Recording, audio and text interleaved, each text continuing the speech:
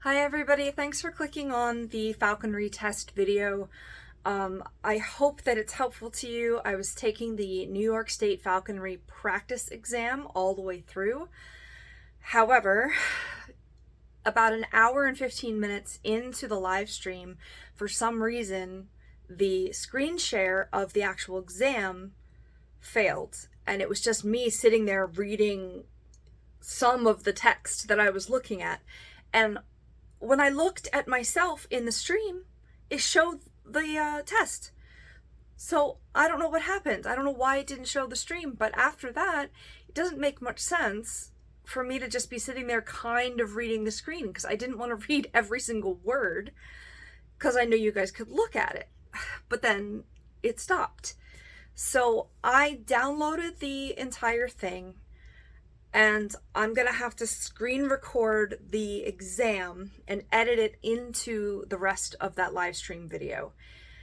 On my screen record for this one, I'm not gonna worry about blocking the answers because you can hear me in the stream talking about whether I accidentally saw the answer or, didn't see it, and I was trying to put my hand up to block it. I don't know if that was always in frame though. I was so upset, and also it lost connection at about 4 hours, but I wasn't done the test yet. The live stream seemed to come back, but it's not on YouTube. Like, it didn't show. It just stopped. I guess that's lost, but I'm gonna let you know at the end of the video how many I got right, if I passed it. I may try to add a little video of the questions that I was missing from the live stream at the end there. There were 100 questions on my falconry exam. There were 364 in the sections that I took, and I didn't even take the rules and regulations because it was New York and I'm not there. So I'm really frustrated about the live stream. I stayed, and then like 3 hours of it approximately was no good. I think I'm gonna leave the whole thing there because people are watching it, but I'm also going to link to this one, and like I said, I'm not gonna block the answers just for the sake of me being able to scroll through the whole thing somewhat in sync with what I'm talking about. So I was actually blocking the answers in the live stream, so just roll with it, please. I'm really sorry that didn't completely work, but at least I have the video that I can now add in some things and still make it valuable to you. So I hope you come to this video from that one, watch the first hour and 15 minutes because that's not going to be in this one. But as it is, this one's going to be about a 3-hour video. So we'll see. I'll leave the other one up in case it helps somebody, but this is going to be a much easier one to follow. So thanks for clicking on this, and let's get started.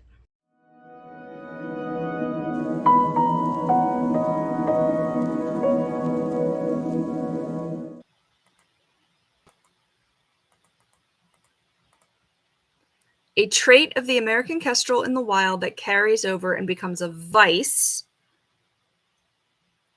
when the bird is trained in falconry. Soaring is not desirable, but it's not something a kestrel does often. Warbling, I still don't know what they mean in reference to falconry. Bowsing is drinking waters, we already learned. And carrying is when they take prey away somewhere else instead of taking it to the ground. That's a vice. So D.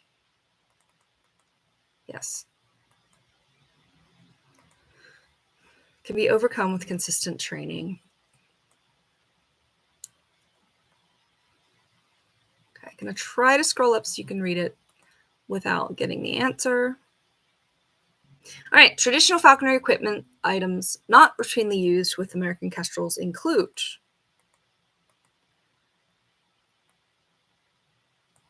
bells, hood, jesses. They make kestrel-sized versions of all of these.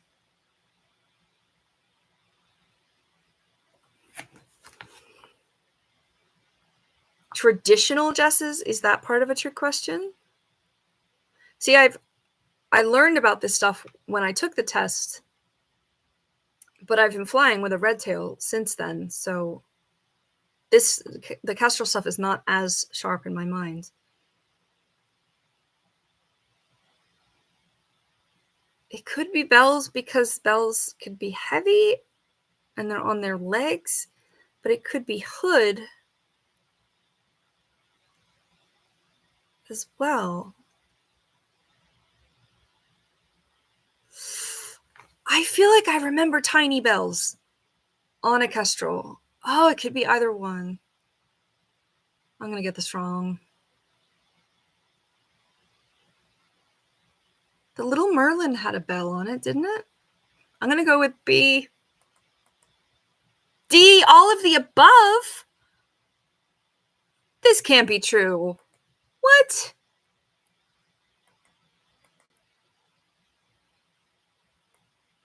All right, let me mark it before I forget.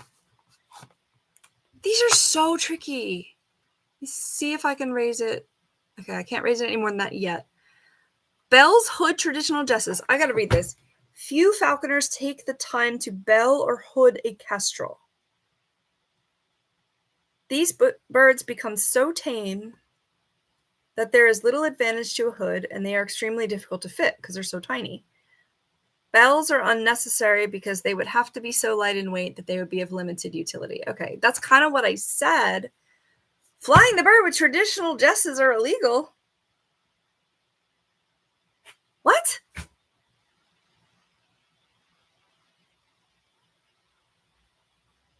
Do they mean like anklets that don't come off?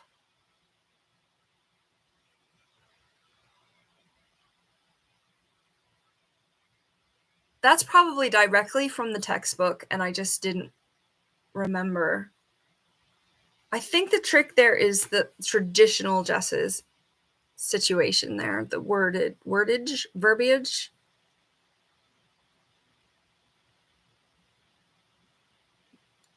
I was going to explain a little more about that, but because I got this one wrong, I'm just going to answer the next one and then scroll up so you can read the whole thing. True or false, in the wild, finally red-tailed hawk stuff. A red-tailed hawk will take neither game birds nor passerines. Passerines are perching birds. I'm going to say true, but it false in the wild. They could take them. Oh no, I don't want to get another one wrong. In the wild, they won't take. I'm going to say false. False. Whew. All right, now you can see this kestrel one here. Let me get the explanation of the red tail thing. In periods when the normal food supply of rabbits and rodents becomes scarce, it becomes a surprisingly competent bird hawk. Okay. Yeah. In the western desert, red-tailed hawks live as much on rattlesnakes and other reptiles as they do rodents. That's interesting. My focus has been on eastern prey and red tails. But I got it right.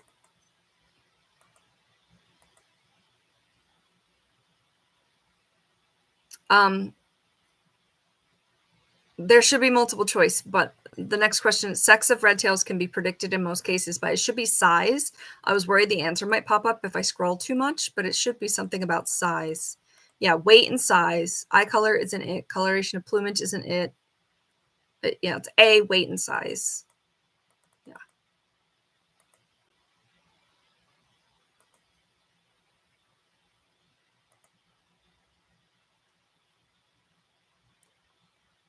What does this mean? The North American Bird Manual no longer accepts the determination of sex made by banders because of the overlap in the criterion used to distinguish. Yeah, I don't know either, kitty. My baby.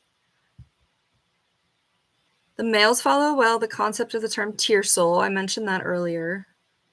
A third smaller than the females on average, but it does vary. And this is giving red tails in ounces because they're so much bigger.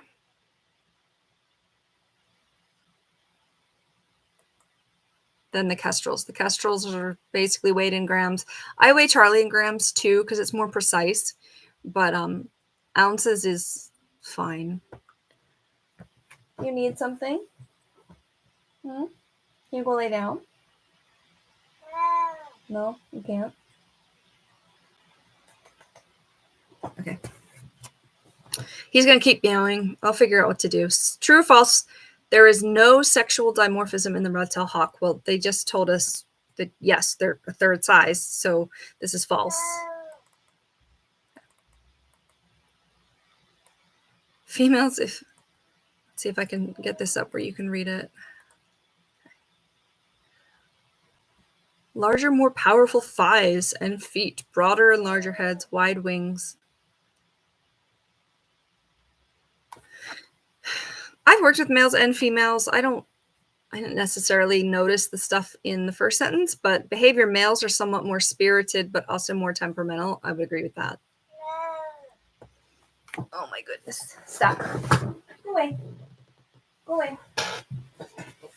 I think that's the only way I'm going to be able to like teach him not to do it, is to kind of push him away. Not forcefully, but just a little bit. Okay. True or false? Red-tailed hawks only nest in trees. Because that's such a like specific answer, like it doesn't give any of the like might nest in trees or mainly nest in trees. I'm gonna say false, even though I don't know of any nest sites. I don't know of any other nest sites, but I'm gonna say false because of the nature of the question. Okay, false. I got it right. Okay, and in the West they sometimes choose cliffs. Sometimes nest in tall saguaro cacti. Interesting. On the ledges of tall buildings in major urban areas, such as New York City. Interesting.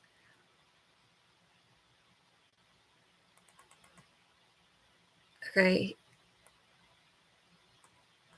In New York State, red-tailed hawks will lay their eggs in. Let's see if we can get all the answers in here. Oh, come on. This varies.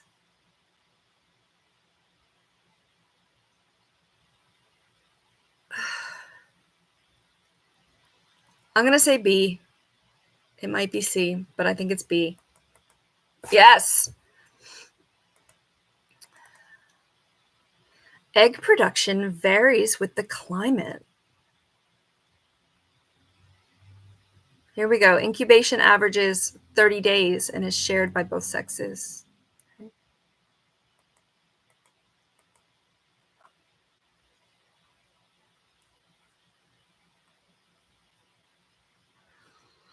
This next question is, when their nest tree is climbed by a human, red-tailed hawks usually attack, disappear, cry, or sit and stay. They don't desert the nest if there's human contact. That's a myth. Remember, these birds don't even have a good sense of smell, so they're not going to smell the human on their babies. Utter vocal cries from a distance. They don't stay on the nest. It's not D and it's not B. Birds in general usually kind of fly at an intruder of any kind. But I feel like red tails would also just kind of stay away and like cry about it.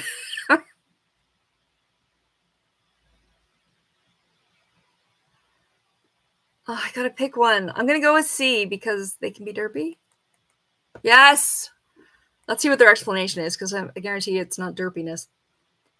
Eastern red tails almost never attack an intruder at the nest. Western are sometimes more aggressive. Interesting. Boy, whew, this is stressful. Oh my gosh. In the wild, red-tailed hawks generally fledge how many young? So they raise how many young? It varies. I'm going to say 2 or 3.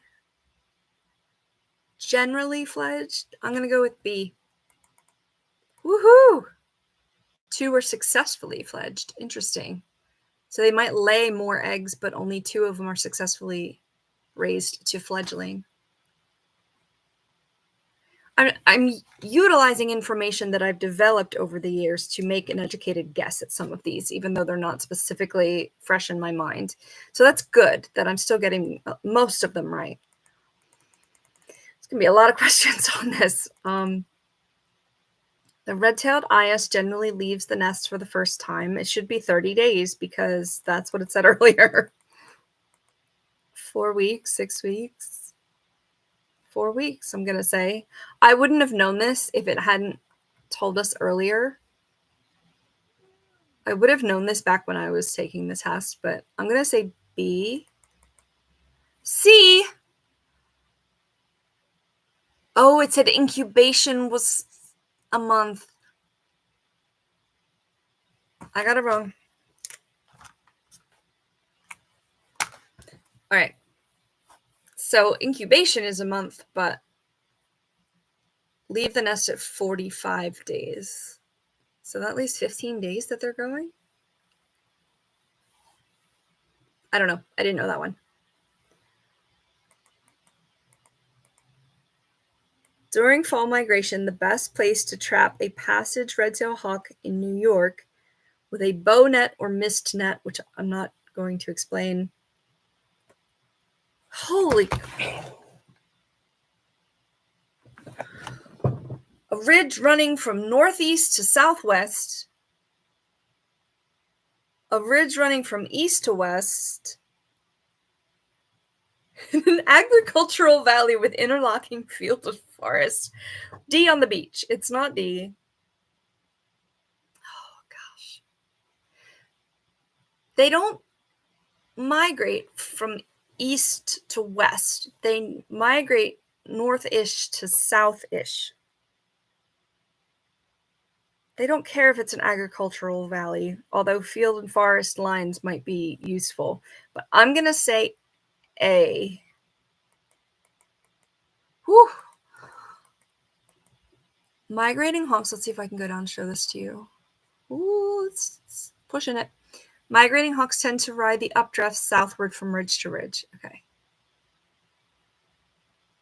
Well, that's very specific there.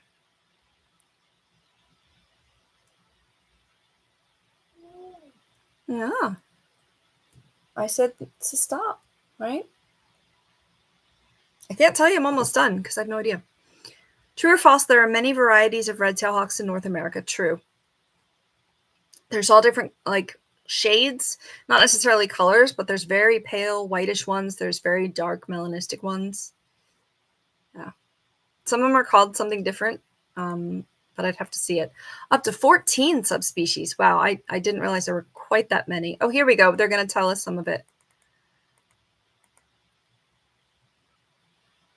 Yeah, no two look alike, really. Similar. 2 subspecies stand out. A very pale one called Crider's hawks. There you go. The tail is almost white? Huh. I've never seen one. And then further north, resembling a golden eagle in color, Harlan's hawk. Leucistic ones also exist in localized areas. I have seen pictures of them. So Crider's or Harlan's was two names of the hawk subspecies. I was thinking of Swainson's, and I knew that wasn't one of them. It's a different species. The species best suited for taking rabbits should be red-tailed hawk. We're in the red-tailed hawk section, and that's generally what it is. Merlin, no. Red-tailed hawk, yes. Falcon, no. I mean, a Merlin couldn't take a rabbit unless it was a really teeny rabbit. It's got to be red-tailed hawk, but I mean, birds take what they're not made for all the time, but I'm going to go with B. Yeah. Oriented toward ground quarry. Even though Charlie hasn't caught anything yet, unless it's in her cage. Large rodents and rabbits, yep.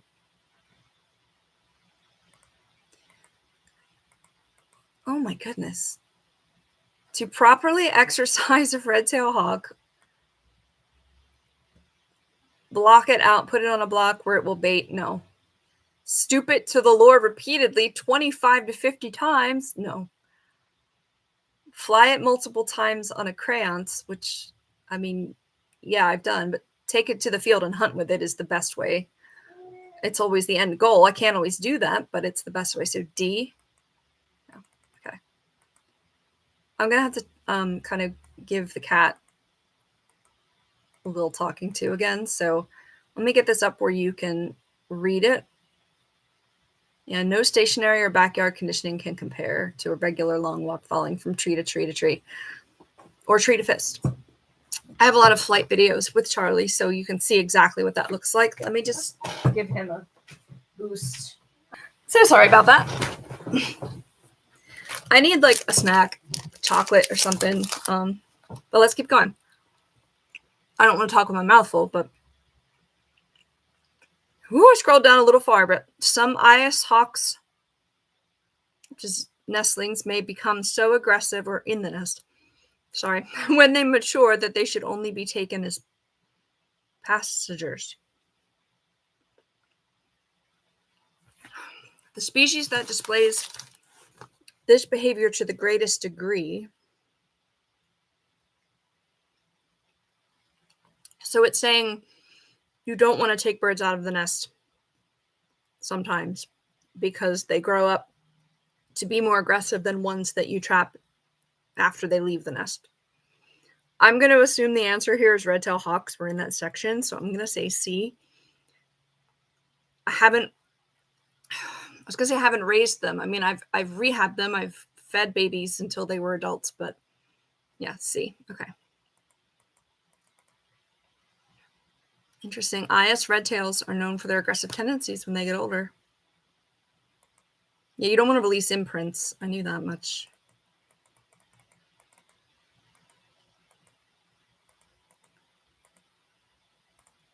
Okay. This looks like a ridiculous one. Your imprint, IS, red-tailed hawk, has attacked a member of your hunting party. She binds to the person's body with both feet and hangs. Some of her talons have drawn blood, and there is a danger of serious injury. The best way to remove her: pull the hind talon of each foot backward and slide the foot forward into them. Pour water on the hawk? No. Throw the garnished lure or live pigeon on the grounds. Grab the hawk by its head and squeeze. Oh my God, you know what though? Even though I do not recommend doing this, and I have never done this, I think the answer is D. This was one of those weird ones that I was like, I can't believe it's that. I haven't thought about that in a long time. I would do C to get them to release, but sometimes they get so intent on what they've caught that they won't. I bet you it's D. Oh my gosh, I'm going to sound so stupid if it's not. D! Ha! I knew it. I knew this was that weird one. I would never do that. I don't think, unless I was really desperate and I had something really dangerous. In an emergency situation where there is a potential serious damage to a human being, it can be removed from a bind or crabbing, more falconry words, by clutching its head. When their head is grasped firmly, raptors tend to let go. I mean, I think anything that you grab its head, it's going to let go. They typically let go of whatever they're doing, grab that which is binding their head, but then they're grabbing you. I guess, self-sacrifice is better than injuring someone else that's not a falconer, but nevertheless, this method does not always work. The next best method is A?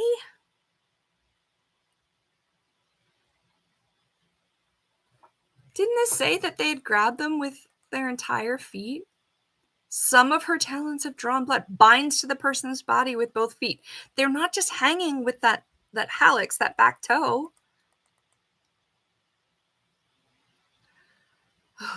If your red-tailed hawk I'm just moving on. I'm moving on. I guess if you had to, you can grab your hawk by the head. I just remember that one being so bonkers that it was what it was. All right, if it misbehaves, it should be disciplined immediately so that it will associate the punishment with the aberrant behavior. I hope this isn't a trick question, but you should not discipline your raptors. Okay? There's no punishment, and that's what makes me want to say false. There can be consequences, like you don't give them the food, but you shouldn't punish. False. Thank goodness, because I was going to have a problem with that. Yeah, they don't understand the use of pain or force. It makes their behavior worse. True or false, aggression by a red-tailed hawk may not... Shoot! I'm not looking. It scrolled up more. I'm going to go back down. I didn't see it. I promise, I didn't see it. Aggression by a red-tailed hawk may not be manifested until its second or third year. That makes sense, because, I mean, they're more scared than aggressive when they're babies. Okay, sorry, I had to look at my phone for a second. I mean, I'm going to say true. Good. Oh, here he comes again. Hi, you gonna be a good boy? Good boy, come on. All right.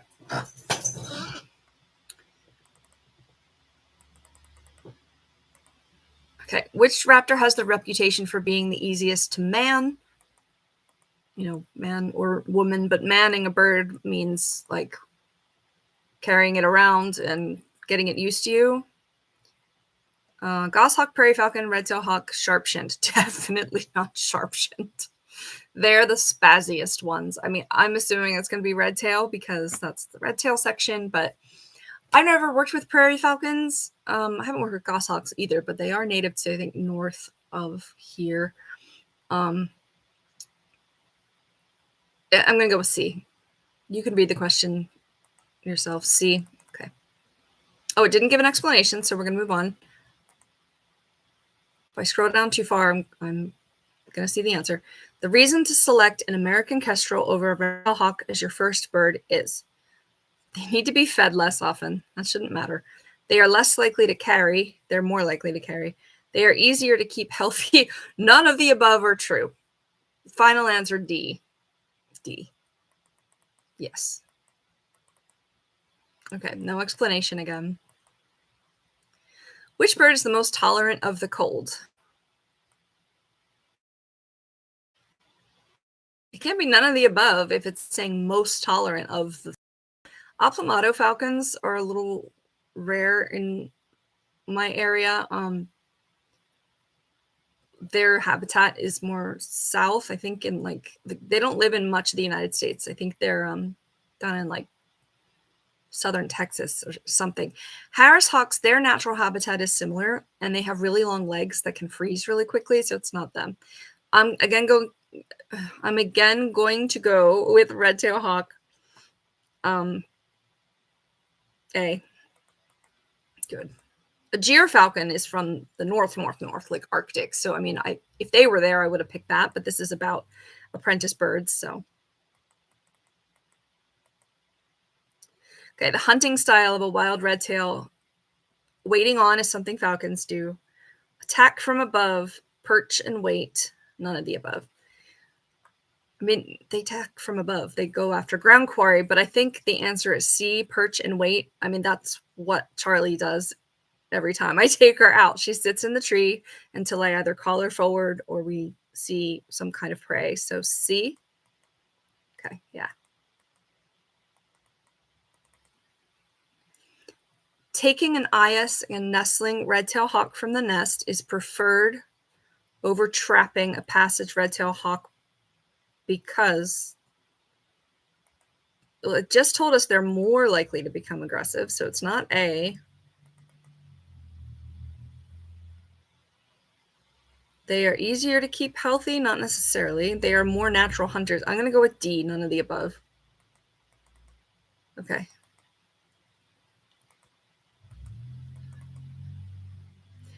Red-tailed hawks are commonly trained using operant conditioning. I know what that is, but I don't know how to explain it. To stoop the lure. Stoop is something that falcons do. To hunt quail, none of the above. Using operant conditioning. Oh, I really want to Google operant conditioning, but I can't. Isn't that the use of positive or negative reinforcement? Positive or negative punishment? Somebody help me if they're here. I'm going to go with D. Final answer. A. I need to not doubt myself. A. Okay. I thought because punishment might be part of operant conditioning, it might not be that. Oh, I got to mark it. I got another one wrong. Gotten 10 wrong so far. Not good. I think there's going to be more than 100 questions on here, though, because it's each section pretty thoroughly. I'm going to regret live streaming this. This is going to be a while. I hope it helps somebody, though. Oh, crap. I saw the answer. I'm sorry. Let me go back up, though, and think about it. The hunting style of a kestrel most closely resembles goshawk, peregrine, gyrfalcon. I would say D, Merlin. I've seen a peregrine and gyrfalcon fly. I'm going to say D. Okay. I did see that, but I also kind of forgot as soon as I scrolled up. Trying not to cheat. I'm trying so hard. Male red-tailed hawks are preferred over females. Females are too clumsy to take squirrels. TOO too. They're not, but Charlie is. Males are more agile and take jackrabbits easier. We don't hunt jackrabbits here. Males are easier to man. Well, it just said they weren't earlier. It's like what D is. None of the above. Jackrabbits are huge. We have cottontails here. They might be more agile because they're smaller. Oh, it could be B. It could be D.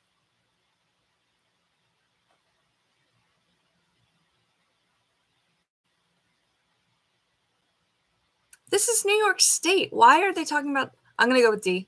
D. D. Whew. All right, I guess we're over the explanations here, so I'm just going to have to scroll carefully. Your American kestrel is best suited to hunt quail, starlings, English sparrows, B and C. Aren't they good for quail too? Quail are pretty small, but I know starlings and sparrows... Oh, never mind. What I was going to say isn't true. I know starlings and sparrows, they're good to hunt, so I'm going to go with D. Good, okay. I'd like an explanation for that, actually, about quail, but they're pretty tiny, so quail might be too big. A field aid that helps identify the kestrel is hovering, bobbing of the head, pumping the tail, all of the above. They actually gave us the answer to this, so it's D.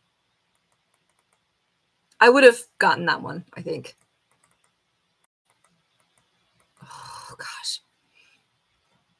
Oh. The raps are most likely to kill its prey with its powerful grip. Jack and jerkin are bizarre falconry words for male of a certain species. I think one of them is a merlin. It's got to be red-tailed hawk because they're the biggest. I'm going to go with C. I'm not going to try to explain Jack or jerkin. I'm going to have a read about it. I can't remember which is which, but red-tailed hawk is the biggest grip. But some owls and eagles are going to be stronger with their grip, but red-tails are huge. Okay, how many questions was that? Because that was question 38. So we had 41 and then 38. I'm not Googling anything. I'm just pulling up my calculator. This is way more questions than there will be on the test, which is good. All right, so 79 questions so far, but I got 10 wrong. So 88, and I need 80 to pass. So far, I'm passing. All right, what's the next section? Other falconry birds. Oh, lordy. This is going to be hard because I've worked with a red tail for the last 10 years. No, almost 10 years. I worked with falcons before that, but they were non-native species. So let's see what we can do here. Defining characteristics of true falcons include possessing. Let me eat a piece of chocolate.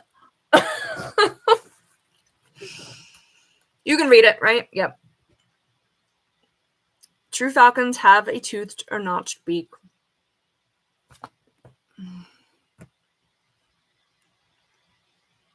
All of those,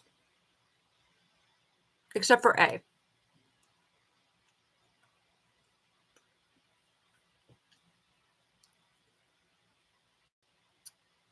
Deer falcons do take ground quarry sometimes. There may be other species as well, but they have the most maneuverability. I mean, B, I know for sure is right, so I'm going to go with B.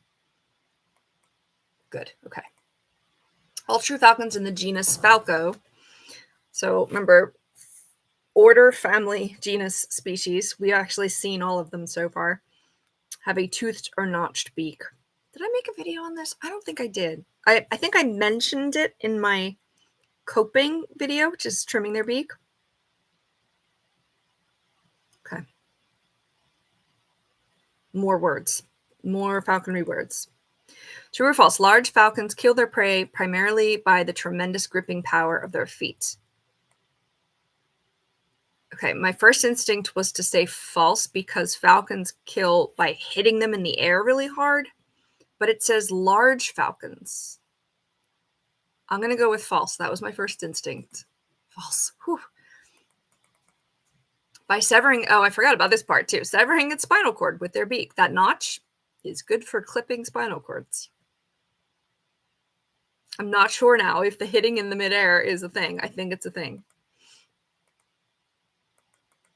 How are you going to have this question next? The hawks that dispatch their vertebrate prey by severing the spinal cord.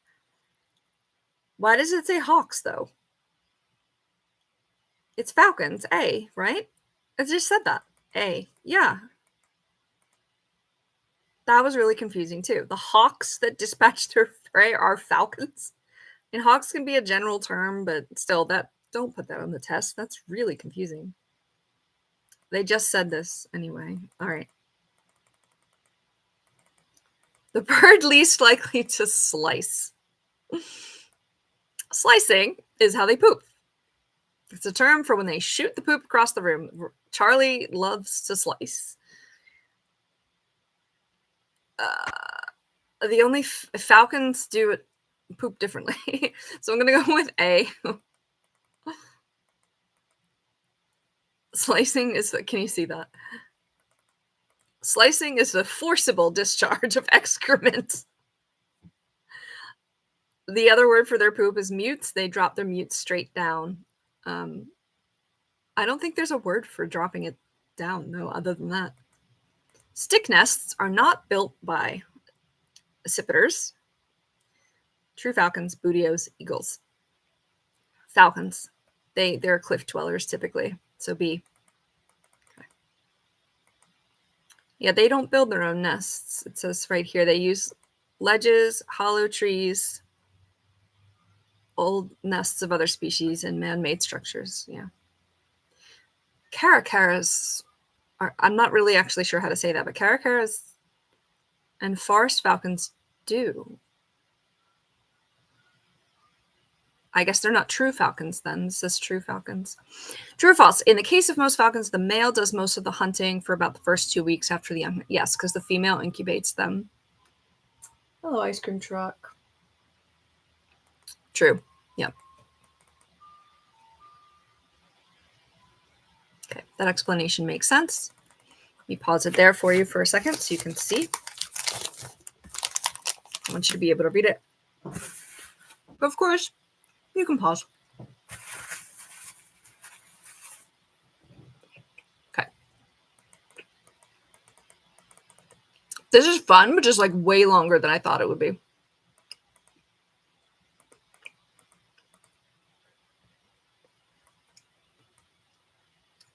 The species that is most apt to occupy and defend the largest territory.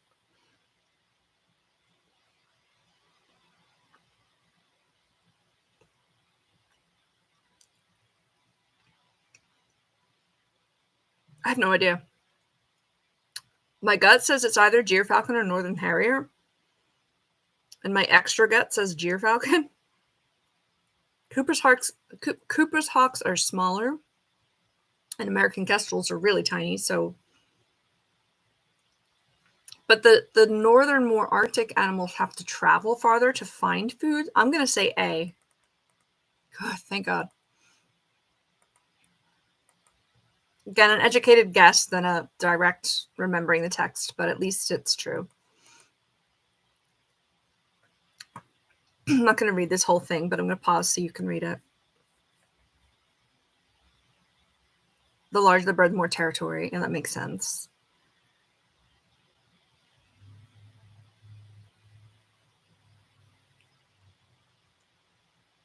Oh, I didn't realize harriers was so much smaller. Okay. Yeah, okay, so that was a good guess. Oh, it says it here. Oh, no, it doesn't. Oh, but a jack is the merlin. What's the jerkin then? It's got to be... Oh, because it says gyr, G-Y-R. That's got to be a male gyrfalcon, so A. Come on, don't do this to me. Okay. Good, okay. There is some overlap between male gyrs and the female peregrine because females are larger than males, so a large species male and a smaller species female might be even. And sometimes falcon does refer to the female if you're using another word for the male, but they're technically both peregrine falcons by identification.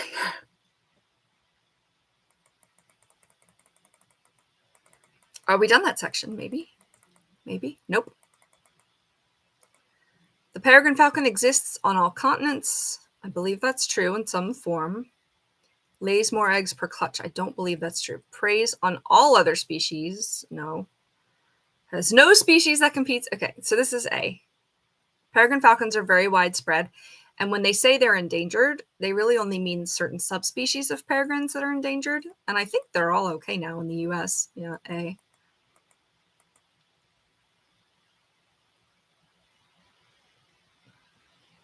Okay. Let's see if you can see that. A mallard stripe is likely to be found on. It's going to be a falcon. It's that eye stripe that's very famous, like ancient Egypt looking. It's like their mustache stripe. It doesn't really look like a mustache. It's more of an eye stripe, but it's a falcon thing. Not all of them have it. A ptarmigan is a prey food that's up north. I don't know what a mullen hood is, but it's not part of a hood, and it's not on an eagle. So A. I guess we're in a peregrine falcon section right now, but I'm still going to try to talk through it. Let me see if I can get that up there for you.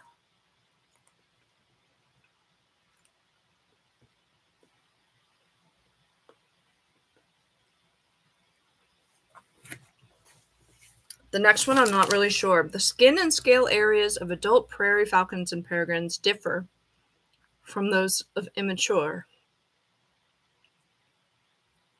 This is so specific that I feel like it's probably true. I really don't want to get any more wrong, but I'm going to go with true. Okay. Well, let's look at this explanation here.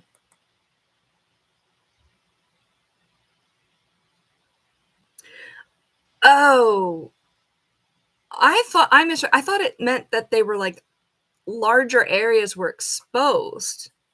They meant a different color, which I definitely knew, but I just didn't read the question. I still got the answer right, but yeah, they turned from like a blue to a yellow. I have some pictures of it from the falcons that I worked with. it's kind of really cool to see them change like that. So yeah, they have different colors. I just was thinking too much. True or false? Peregrine falcon has a tail relatively longer than that of a prairie falcon and deer falcon. I thought it was bigger than a deer falcon because they hunt so differently. I'm going to say false because it says prairie and deer. Yes. Okay. Oh, it's shorter. Either way, I got it. I got it. Oh, geez. Oh, geez. Except for red-tailed hawk, the incubation period was 30 days, right? Said that up there. Look how specific this is. 21 to 24 days. Couldn't it, like, vary? I'm going to go with C. Good. Okay. 33 to 34 days to hatch. And there are a lot of, like, falcon cams. I'm going to pause there. More accurate data related. Okay. Oh, in many older books on birds of prey, the stated incubation periods are incorrect. So study, but not with those books, whatever those are. This was made in 2013, so I guess something after 2013. I don't know. I really should get the updated version of the Beebe and Webster one. The large, dark peregrine falcon that dwells in the Pacific Northwest. So from Washington and up. All right, so remember when we talked about like order, family, genus, species? There are some Latin subspecies names. So this, it's usually referred to it as an anatum peregrine, but it's Falco peregrinus. I say it anatum, again, don't speak Latin. Falco peregrinus pelei. There's a tundra falcon and obviously other countries. I believe peregrines are down in the continental US. I mean, Alaska's technically on the same continent, but it's different. I think this is tundra peregrine. Oh, but it says large, dark. Peale's falcons are larger. I thought they were lighter in color, though. I'm going to go with tundra. Let's see. Ah, I was wrong. It's Peale's. Crap. I'm still passing. Still passing. Peale's peregrine falcons. Okay. Are strictly maritime subspecies dwelling along the Pacific Northwest coast from. Okay. So I was wrong. Peale's falcons are actually dark, according to this. Oh my god, how long is this thing? We're on 31 of 142? I know there's like an appendix, but still. Oh my gosh, now I'm worried. I'm going to try to go quicker.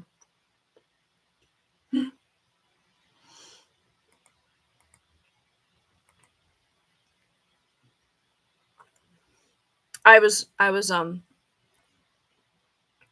not being immature laughing at the word Assateague. It's a famous place for horse stuff. It's an island. So it's a migration point. A major concentration point on the eastern migration route of the tundra peregrine. Yeah. So it's yeah, let's see. It's a place. It's an island.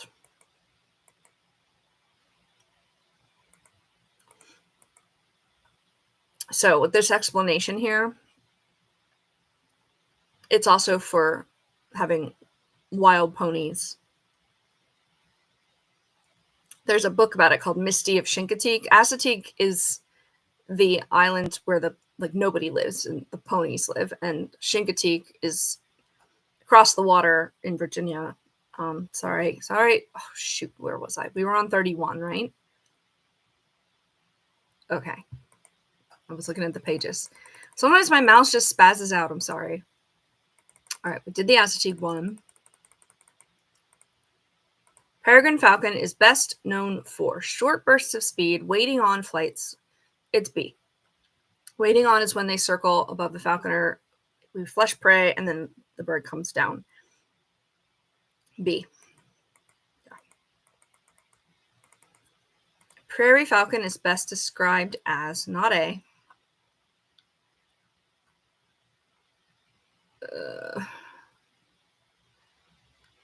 I wouldn't call them delicate.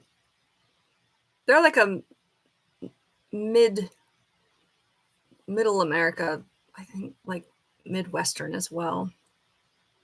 So not coastal. Okay, I'm gonna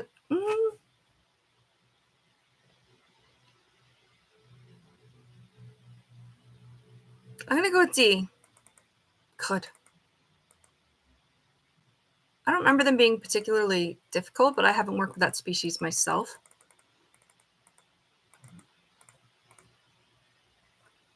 Large falcons are known to capture their prey by binding, striking intermute, which is intermute is where you keep them between seasons.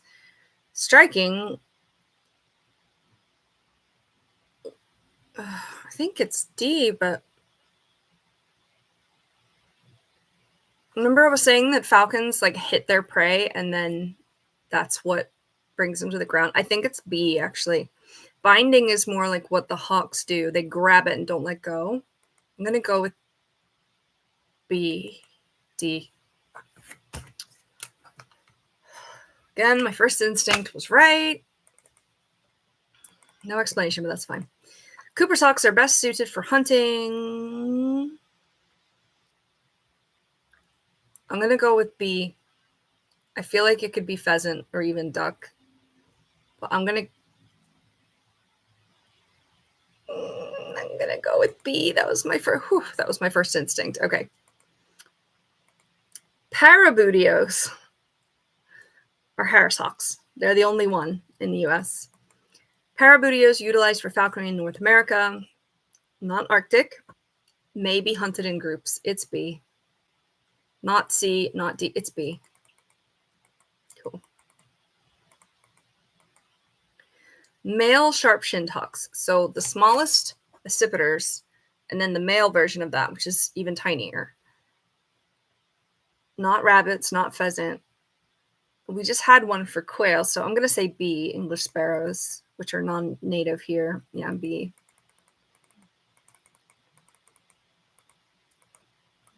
Oh my God! The bird most commonly used by falconers during the 16th century. What the hell? The 1500s is the 16th century because we were all there and it matters what kind of bird they used. Harris hawks, no, because they're fairly recent. But where in the world? What falconers in the 1500s? And what class of people? It's different. I'm going to go with D.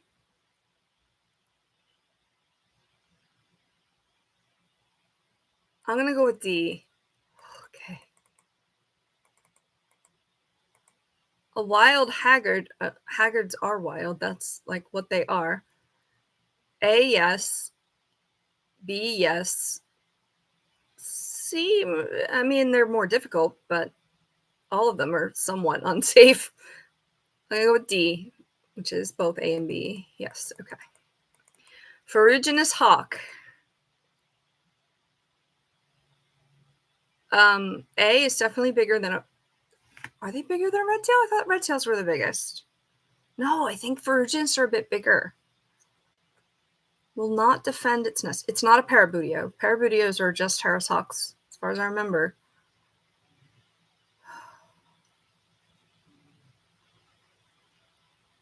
It's got to be A, but is it both A and B? I have no idea about the nesting, but I'm going to go with D. It's wrong. A.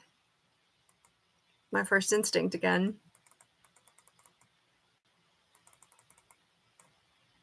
Which raptor does not fit with the others?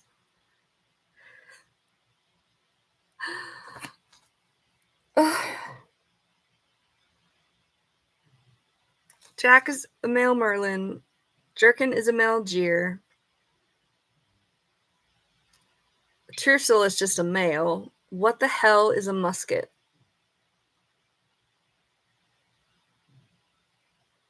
It's an actual word in falconry, but I think it's a male hawk, so I'm going to go with C. Thank you. I gotta look that one up real quick because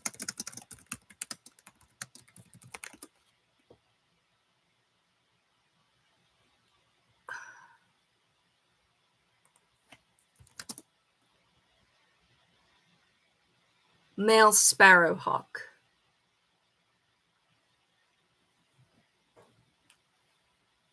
What kind of sparrowhawk? Is it a falcon? Or is it a hawk? We don't know because this is confusing. But I got it right, so let's move on. I'm glad I shouldn't have looked it up because it comes up again. But anyway, now we know what that is. Which raptor is least likely to build its own nest? I mean, falcons. C, Jack, because that's a male falcon. Yeah. Which raptor is least likely to nest on a cliff? Are you kidding me?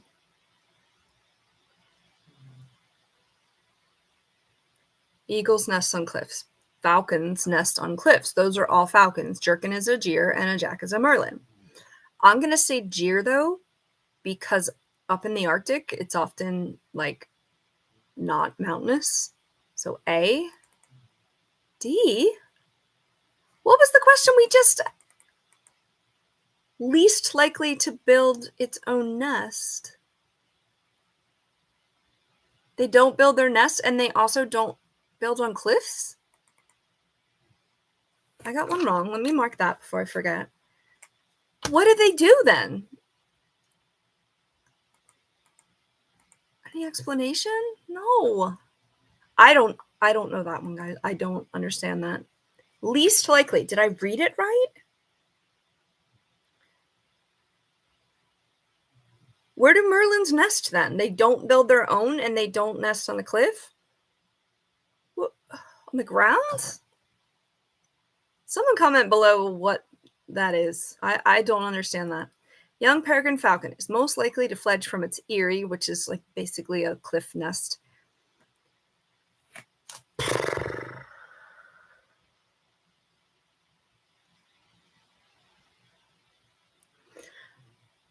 All right. There was one similar, and there was one about incubation of falcons, right?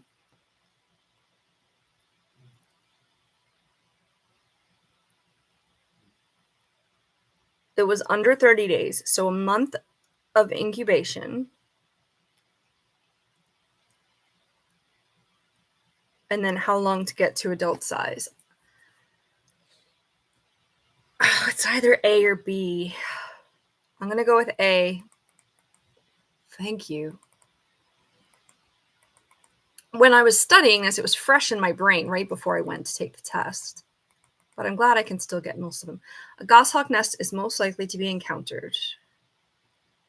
Woodlots, edge of woodlots, in a coniferous forest, or on cliffs.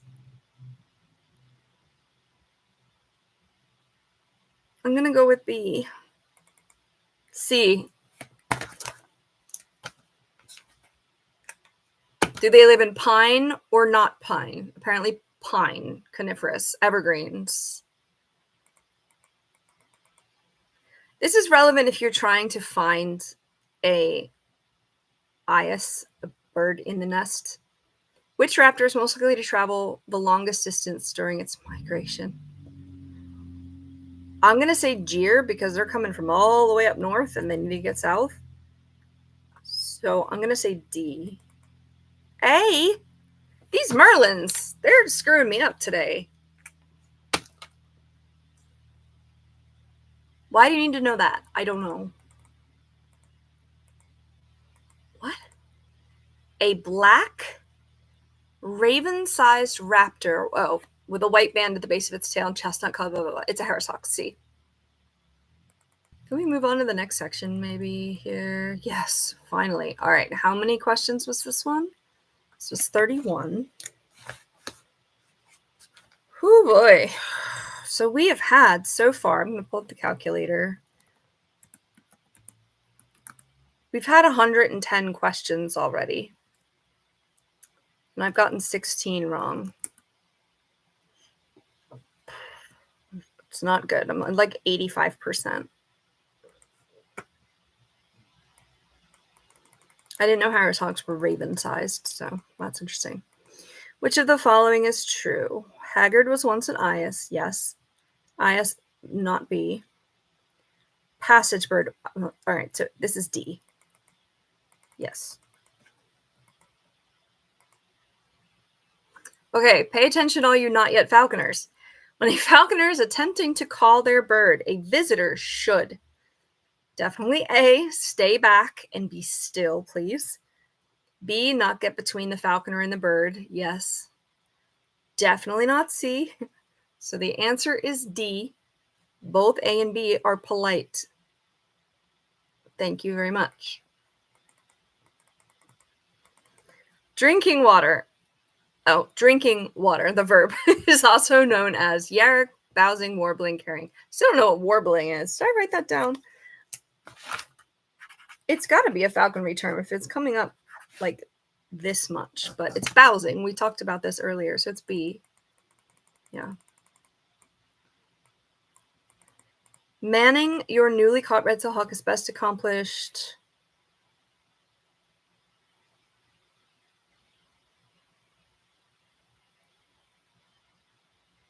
C.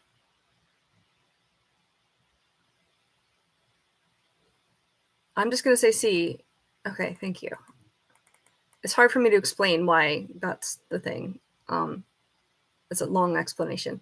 Benefits of hunting your bird frequently include A, yes. B, yes. C, yes. So D. Yeah, I'm trying to move a little faster here. We've been doing over 2 hours. It's going to be a long one. I'm just writing down that it's section 4, and then I think there's 6 sections. I'm really going to try to speed it up a little bit. Once your red-tailed hawk tires of baiting off the fist and sits quietly, your next goal should be 2.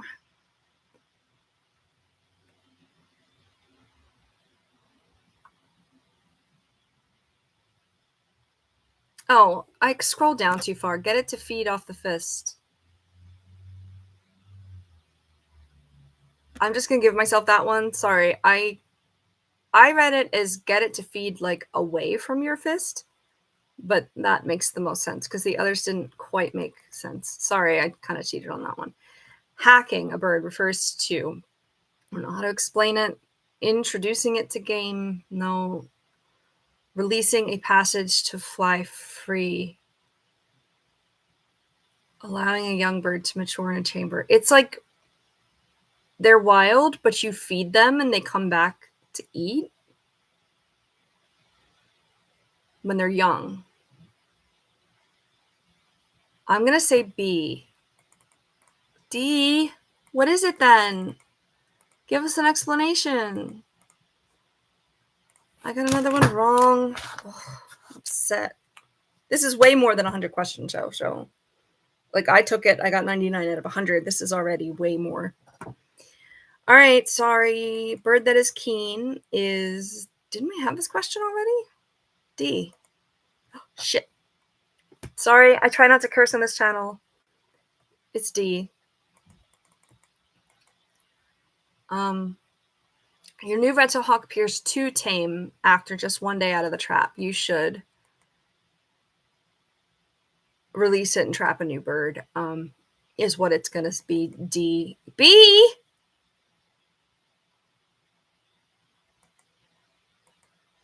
I'm upset. Call your sponsor and follow their instructions. I mean, if they're sick or something,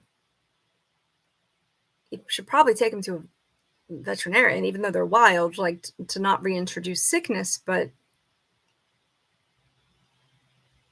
I thought any that responded weirdly to trapping, it was good to release. But it makes sense the other way as well. Use of a lure, I really should know these questions. I'm getting upset. Use of a lure may be desired when A, yes, B, yes, C, yes. So it's D.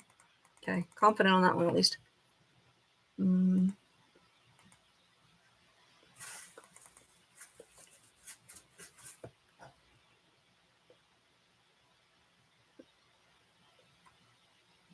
This is D. That doesn't make any sense.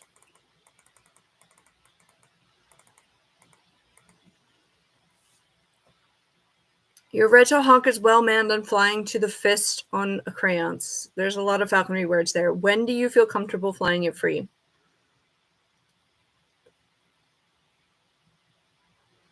It's either 50 feet or 50 yards. I'm going to say D, 50 yards. Good.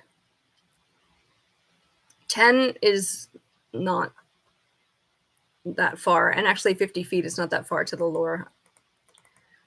You know an American kestrel tends to carry. To help prevent this, you should. C. Hall's band I've never seen used. I don't even know how to explain it, but they're not really used anymore. So if you use a rope, you're always going to have a rope attached to your lure. If you weight the end of that, when they grab the prey, they're not going to be able to run off with it. They're going to have to take it to the ground, but it's not going to be grabbing the prey that's too heavy and they drop. It's going to be gently bringing them to the ground. So let's see. I should check my answer before I tell you things. Training a peregrine falcon to take a pitch may be accomplished by A and B. So the answer is D. Okay, this is important. Flying your hawk in April, which is a spring month in the US, may be risky because... Oh, Lord, what does warble mean? What does warble mean? I can't cheat. I can't look it up for the benefit of the question. Electrocuted makes no sense. Migratory kind of makes sense. I'm going to go with B. That's not the answer I would give just off my own accord, but okay. That's the answer I wanted.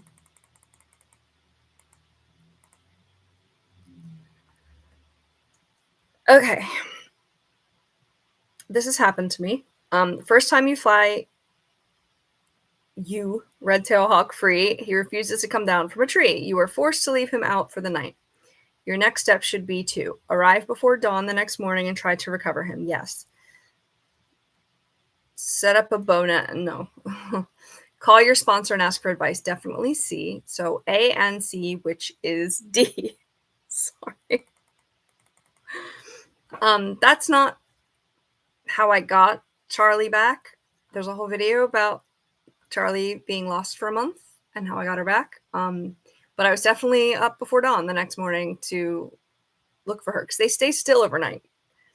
So they shouldn't move much overnight. So you get up before it's light and then try to catch them moving or get them to move. Your lost passage red-tailed hawk is likely to not A, not B. It's C. C. Lure flying. Ancient practice that has no place. No, we heavily rely on lure flying.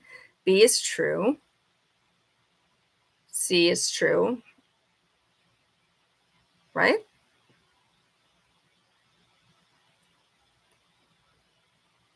I'm going to go with C because falcons, like I used to lure fly falcons, and the hawks go right to it.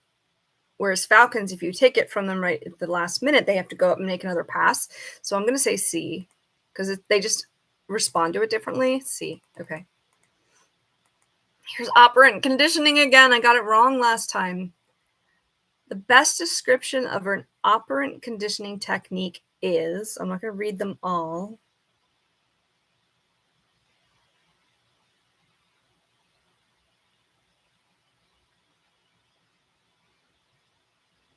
Thing that gets me about B is a varying reward.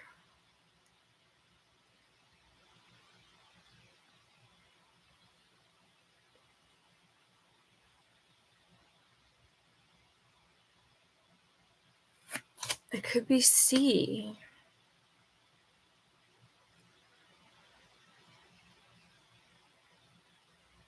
Not as punishment, but like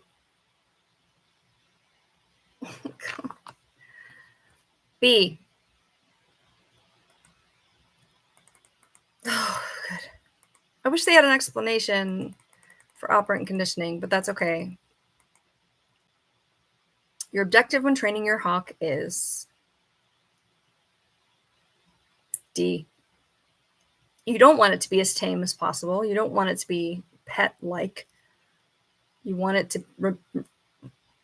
retain some wild traits. You're not its owner and master. That's not possible to train its B. Show it affection that it will like you. No, they're always going to eat you. So it's D. A!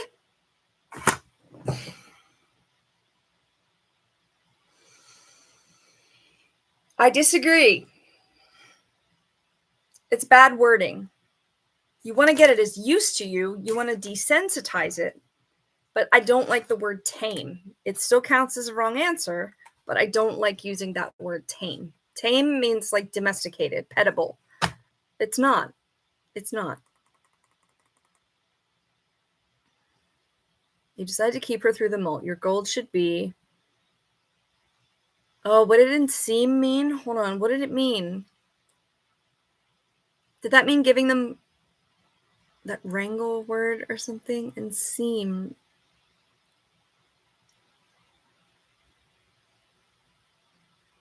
Oh gosh, what does enseam mean? If I had it in front of me, like as paper, I could look back and find that. But if you're actually taking the test, they're not going to have the answers.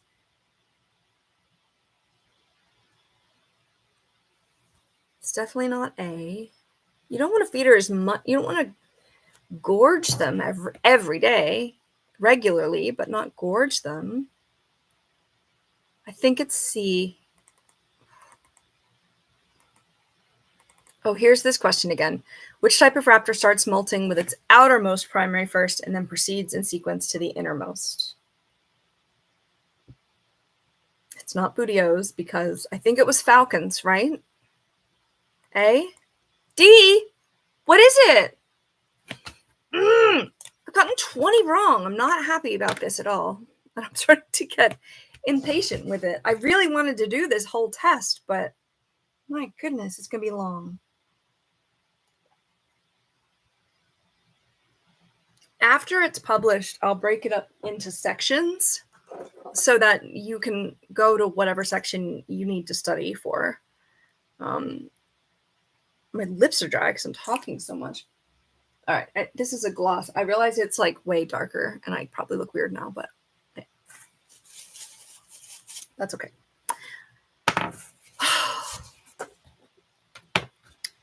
All right, I marked that I got that one wrong, right? Yeah, because I was whining that I got 20 wrong.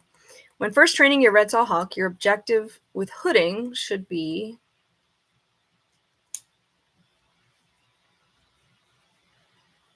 Hey, give it a good try. Why would it be the other things? Acceptable quarry for a new hawk may include squirrel, rabbit, quail. Well, what kind of hawk? It's got to be D because it says may include, and it depends on your hawk. D, yeah, okay. When looking for a duck flight for your new bird, you would ideally...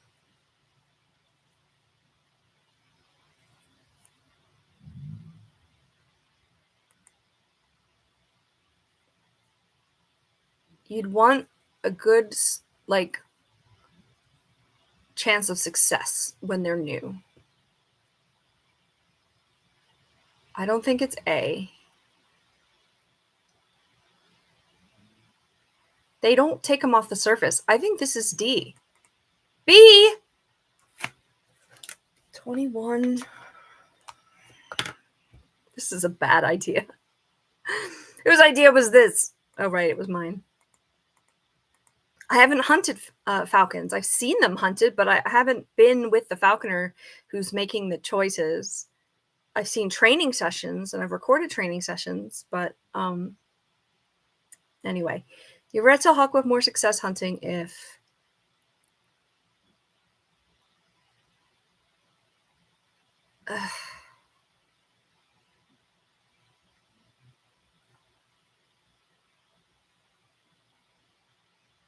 it's A, but it could be B.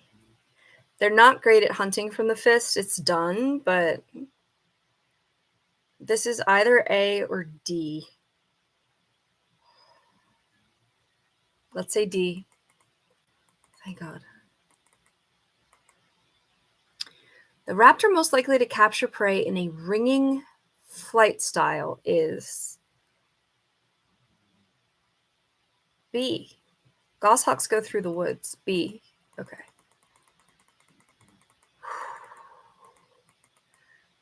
Use of a live lure. This is what it sounds like. You might have to use a live animal to lure your bird back. Not A, not B. D. It's D. Yeah. We don't like to do that, but if we have to get a bird down, especially if they're in an unsafe situation, you may have to have live prey. I mean, some people will carry it with them. They have a special bag for like a live pigeon.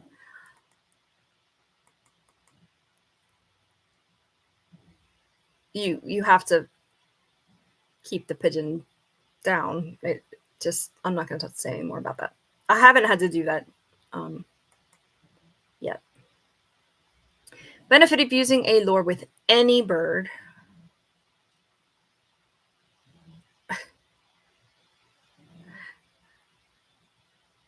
They encourage your bird to tail chase. Wait, is that a desirable thing or not a desirable thing?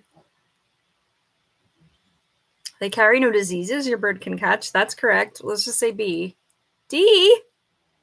Lures don't carry diseases. They're a fake prey. I don't even want to mark that one down. I knew this test was crazy pants. I've been saying that every time I talk about it. But like, come on. Have like accurate information.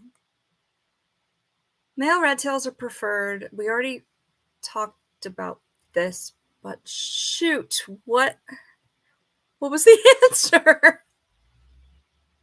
Oh no. Was it B? D. Whew. Making in to your red tail, so when they're on prey and you're coming up to them on her first kill. A, yes. A. Okay. Can we be at the next section? All right, almost. Your kestrel is best suited to hunt. B and C. We had this question already too. Does this even count? It's D. Best way to catch a starling with your American kestrel is...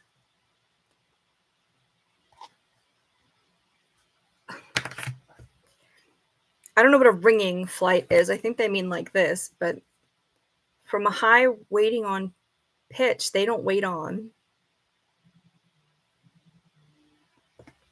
Getting a phone call, but I can't answer that right now. It's actually someone I need to talk to. In a ringing flight from close range while they are bathing. Come on. Not possible. I feel like it's C. Okay. Jackrabbits are difficult because B. Cooper's hawks are most commonly hunted.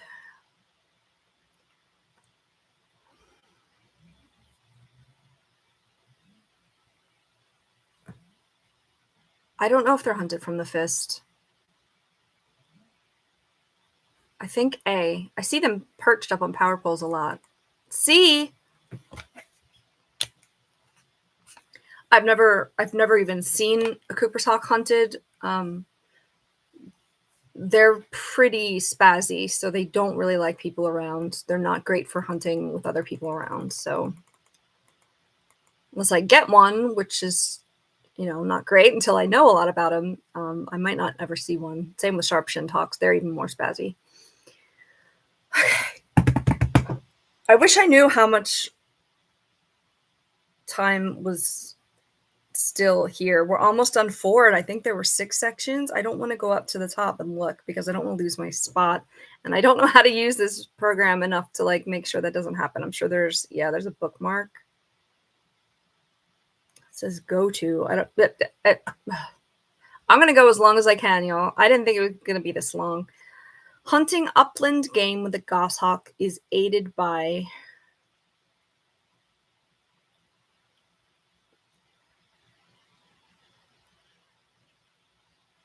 a lot of falconers do hunt with a dog. Goshawks are like forest hunters. I'm gonna say D. Good. I have never hunted a goshawk either. They're supposed to be really tenacious and like need a lot of hunting opportunities. Bagged quarry is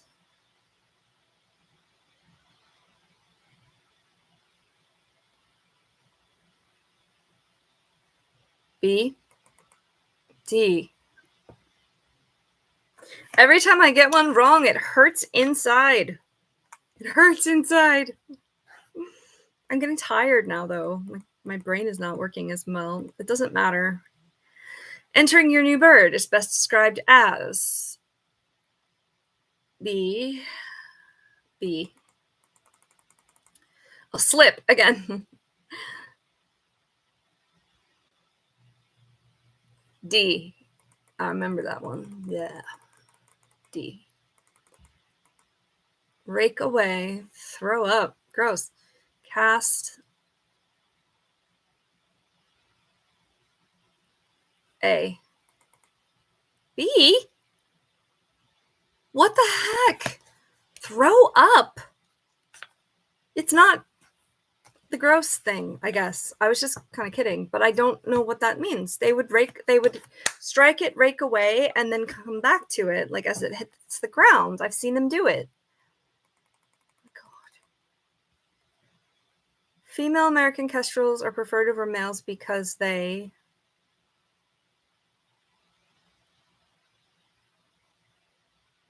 Oh, it's showing D. I would have guessed wrong. I was going to guess A. I'm not going to count it, though, because I'm going to cheat. Pheasant is most likely to be taken by a goshawk. I've never flown goshawks. I've just learned about them. It's not D. A. C. This is not good. I'm getting more wrong as I go, and maybe I should stop and like do part 2. I just really didn't want to do that, and I'm pretty stubborn. Let me see how I feel. I'm obviously getting tired, but let's see. Is this a new section? No, it's not even. It should be soon, though. When walking with a falconer carrying an unhooded hawk, person should always walk. Okay, so this might be backwards, but if you're right-handed, you carry your bird in your left hand. You don't want somebody walking to your left right behind your bird. Okay, person should always walk. In front, no. Behind, depends how far. Okay, to the right of a right-handed falconer, correct, because you're holding your bird over here. That would be to the right. I don't know if you're going to see it that way or not. To the right of a left-handed falconer, no, because then you'd be behind the bird. So it's C. You don't want to be right behind either, so it's C. C. Okay, here's the explanation. I can't go up any higher right now. I think you can see it, though, on your screen.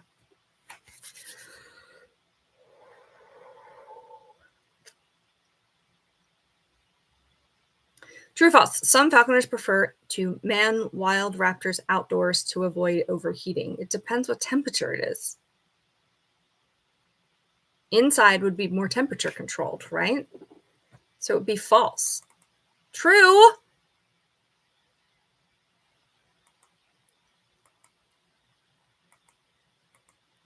This contradicts itself. It is always easier to man a freshly captured hawk inside before exposing it to the noise and distractions. The initial manning of raptors, manning, no offense to anybody, that's just what it's called, to be spending time with it, should generally take place outside.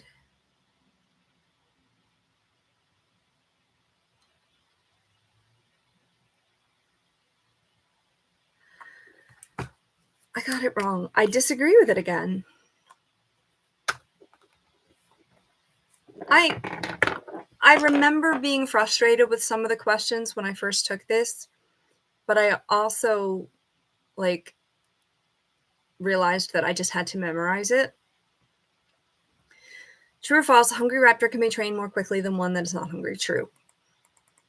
That is kind of the whole method of training here. I'll let you read that real quick. I think we're on to the next section. 45 questions, probably.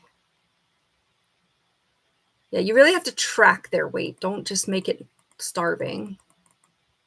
Oh my gosh, we're still going. Falconers prefer their birds to be sharp set. Yes, true. We talked about that previously. Raptors are most effectively trained, not A. Yes, B, not C, not D. So it's B. I'm going to pause so you can read it. Actually, you can always pause it because the next question's right at the bottom. True or false, hawks should not be made too tame, but should be encouraged to retain their wild nature. Okay, this is what I thought was true, but a previous question said it was false. So I'm going to say false. Okay, good, because I was going to have a fit if they contradicted themselves. Obviously, when you're taking the test, it is not going to take as long as I'm taking right now because I'm discussing every question. You want them, you don't want them. I'm just going to stop. Passage is B. We've talked about that one already as well. I guess maybe this is meant to do in sections. Oops.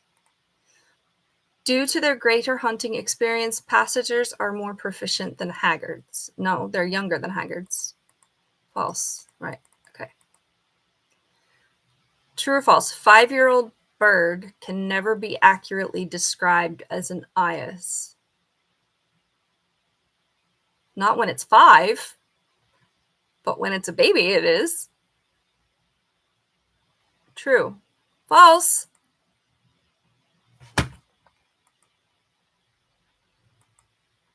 I have never heard of I got to mark it wrong. I have never heard of an adult bird being called an eyas. We usually that's what a nestling bird is. This is in practice, okay? And in my experience, which is clearly, needs some additional experience. I don't know what I just said. I still need to learn stuff. That's just, you're always going to do that, but I haven't worked with certain birds, so I don't know as much, and I haven't just looked at the material to memorize it. All right, hacking, we talked about this before too, is a process whereby, not A, it's B. It's B. Okay. I think that's a better explanation of hacking than the previous question we had. Please be the end of this section. Oh my God, it's not. This is an everlasting section. The chief advantage of tame hack is A, B, and C. So D. Let me make sure before. I was just about to pull out the marker. I don't know why. Okay. There's a lot of information here. I will scroll it up and pause it. But let me take this question first. It is advisable to take an eyas red-tailed hawk for falconry. Didn't they say no to that? It's false. Okay, I'm going to pause it here so you can look at the explanation. I want to look at it just a little bit. You know what? That's enough.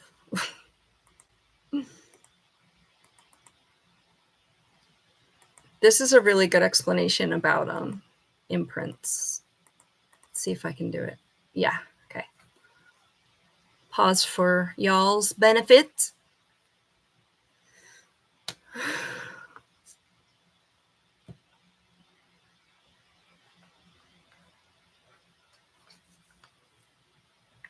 Okay, I'm going to read that better later. I'm going to go through this test again and just make sure I'm straight on this information. I just scrolled it up too far. Let me see if I would have got it. True or false? A good rule for avoiding screaming is to take the hawk to the food, not the food to the hawk. This is true. Charlie screams all the time, but she's not an imprint. Imprints are usually the ones that have issues with screaming, which is just that when they see you, they start making a lot of noise. I kind of do both with her. It's probably my fault.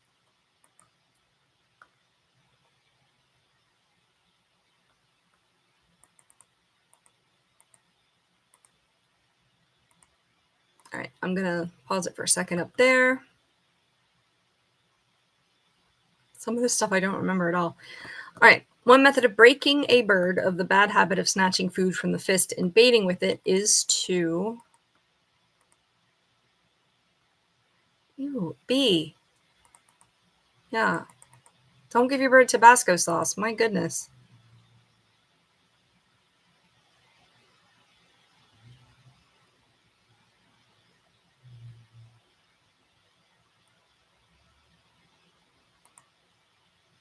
Okay, I'm going to scroll that up. During early training, carrying can be discouraged by A. Okay.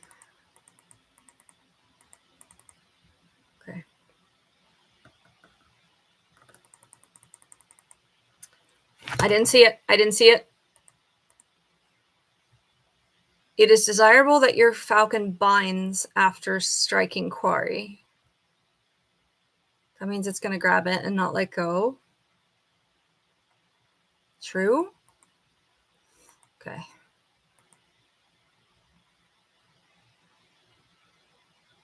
It can still like carry it down, not carry it off, but carry it down. Your falcon is most likely here. Throw up again. I must have blocked this out because I thought it was gross or something. Following a meal of rancid meat.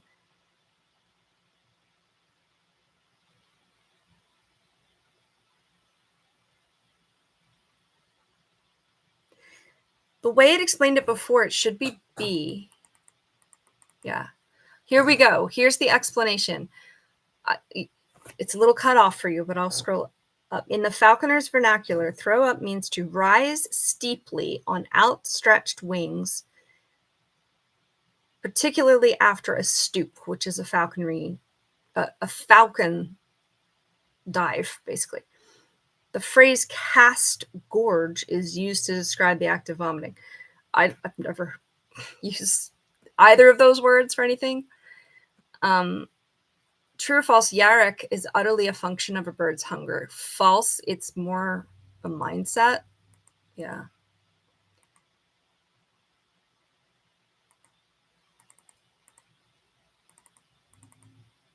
Okay.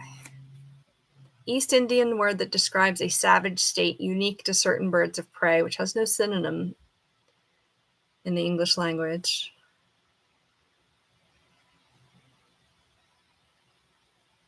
East Indian is not like a specific language, but that's okay. And hopefully it is talking about India, not Native Americans. It might be. Okay. Please do a different section now. No, it's still going. 61. The longest section previously was 41. Now I'm like determined to just get through it. This is so like it's turning into stress. I hope this is useful to somebody. Not A.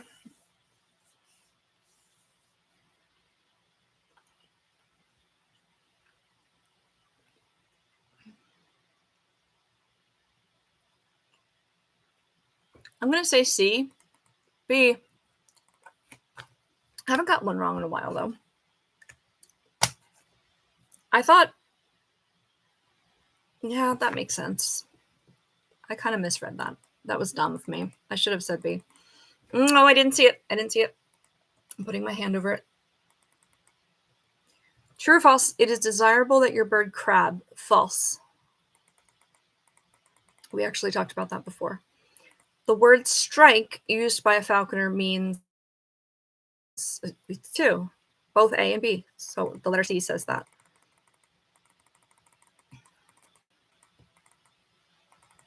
Still going. The phrase rake away is used to mean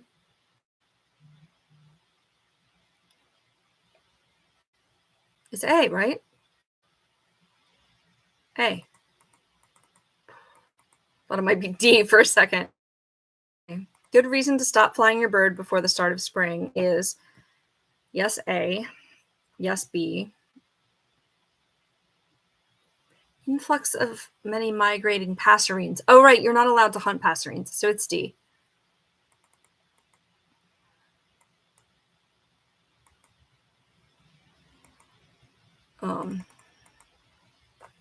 Yeah, all of this is important.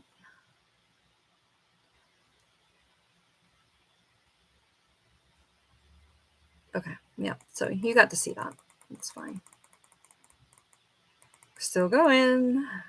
Section 4.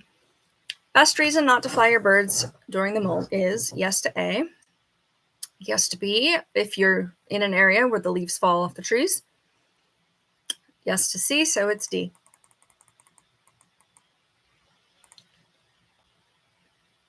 True or false? Intermude describes a medieval practice. These are the same exact questions. False. We talked about that. It is most useful to enter your bird. I think that means its first hunt.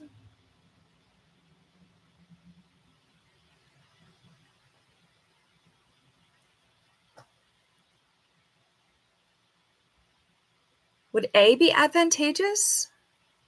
This is a hunting question. I think it's A because there's no other. B.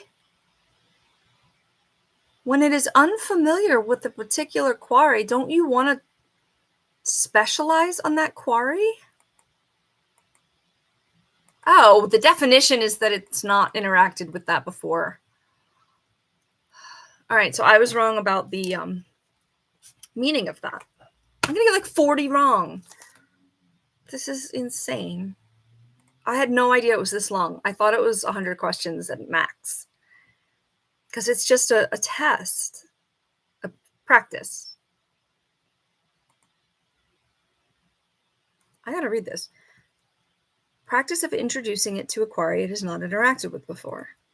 Usually the falconer attempts to create a situation that maximizes it for success and lets it feed on it. But you train them to that quarry. I use a rabbit lure with Charlie. We use bird lures with falcons. This doesn't... The scream... I'm not looking at it. The scream of an IS hawk frightens game from the field and forest. False.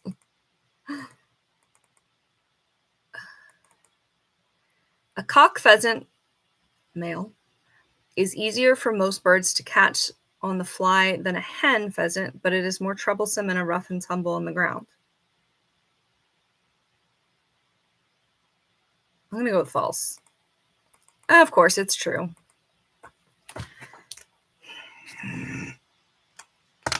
Okay. Pheasant, move along. A pheasant takes cover after being chased by your hawk for several hundred yards. A hawk is... I'm not even listening to what I'm saying out loud. Pheasant takes cover after being chased by your hawk for several hundred yards. We don't hunt pheasants, so I'm just unfamiliar. If you flush the pheasant again, the hawk is likely to take it in the air. Wasn't this related to another question?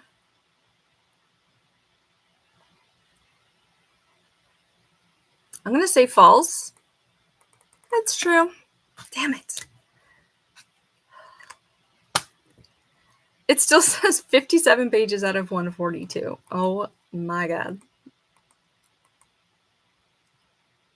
I may skip the last one on the rules and regulations, but we'll look at it because it may be similar to what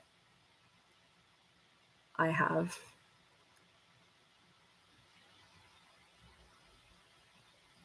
If they persist. Okay. Okay, so I just didn't remember the previous question on that. Still going. A falcon at high altitude is more likely to take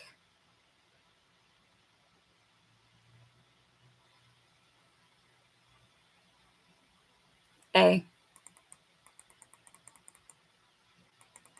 I'll just pause this after I answer this question so you can read it. It's too much for me to read out loud. True or false, a pursued duck is as loath to fly into trees or brush as a falcon? They usually return to the water.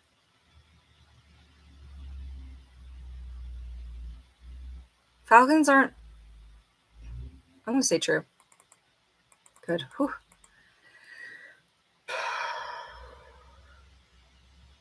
Okay. The live lure should be. Yeah, we only want to use it in emergencies. Did I pause for that other one? Oh, well, you can pause it, I'm sure. Whew, finally out of that section. 74 questions. Okay, well, that makes me feel a little better about getting as many wrong because there's way more. There's like 200 questions already or something. Care and maintenance. Okay, I'm going to try to... Oh, it says it. Okay, general apprentice birds, other falconry birds, hunting and training techniques, care and maintenance. Okay, so really 2 more sections. Okay, before the rules and regulations. Well, I knew that already. I'm trying to look for how many, but at least I know how many sections there are now. Pellet or casting is D. This should roll faster for me because this is stuff that every falconer has to know. The bath pan is not necessary because they need a bath pan. That's one of the things that you're required to have, actually. D. Fed equal amounts of the following, a raptor is likely to gain the most weight from. Duck. A. Some meat is more dense and nutritious than others. It's A. Washed meat means it's been soaked so long that the nutrients start to seep out. All right. A muse should provide all of the following. A, B, and C. So it's D, all of the above. Your new red-tailed hawk bends some feathers while hunting. Unsure what to do, you should... Holy crap, don't do any of the things except B, please. The apprentice falconer should best judge his raptor's condition daily by weighing B. I mean, yes, A and maybe C, but definitely B. Gram scale can be used to weigh everything, D. During the hunting season, I'm not looking at the bottom, your new red-tailed hawk should be weighed every day. Once a day, C. Fret marks. They're usually called stress marks, so yeah, B. Oh, wait a minute. Fret marks on the feathers of a new bird as a result of... Is it C or just B? I'm going to say C. Okay. Passage hawk is most likely to break tail feathers if... C. White chalky substance is the P in a hawk's poopy. A. Falcon is most commonly kept on a block perch. I have a video describing a block and a bow perch.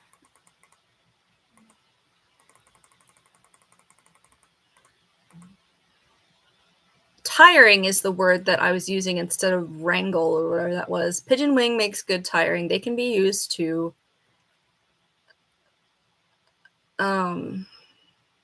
definitely A. I think it's D though. Yeah. Bird's flight weight.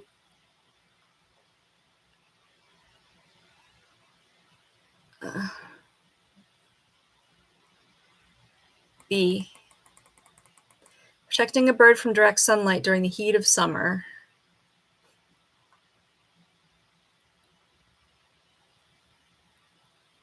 C. A bird. Oh, okay. Didn't look. I can just kind of see around it.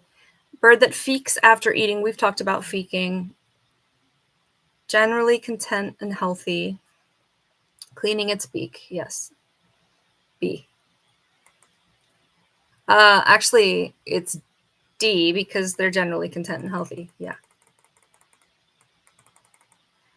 Imping your new passage red-tailed hawk. We haven't talked about imping yet, but it's D, all of the above. It's basically gluing the broken feather back to the base of the feather.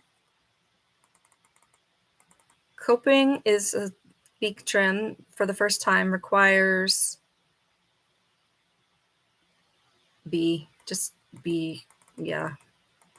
Giant hood for a passage hawk. I have a giant hood video. Is it, nope. I don't know what ceiling it's referring to. Maybe useful for the entire season. C. Allure can be D. I like this section.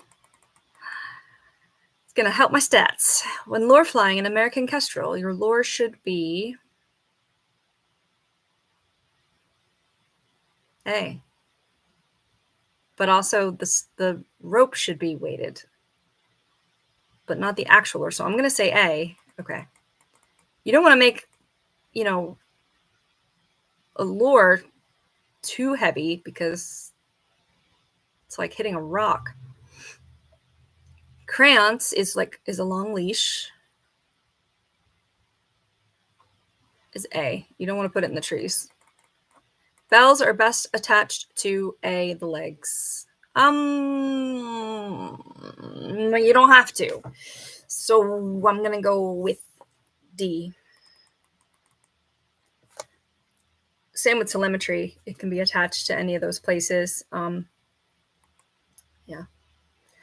Bewit. Bewit. I don't know. I don't use them, but it's shoot. I think it's B. B. I have them, but I don't use them. Which of the following is not necessary for a newly trapped bird? You have to have A, B, and D. So C has got to be it. You want one, but you don't have to have one. Using too thin of an alamary bracelet. Come on. Anklet. Anklet. You are a falconry test. Jeez. B. Could damage the foot. Using field jesses while hunting your hawk is advisable because those are jesses without a hole in it. A, yes.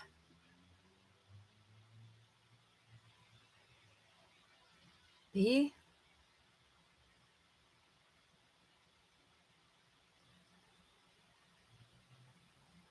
I'm going to go with D here. Okay. A leash may be, or may. D. Yeah, it's attached to anklets, not directly to the leg. The preferred swivel is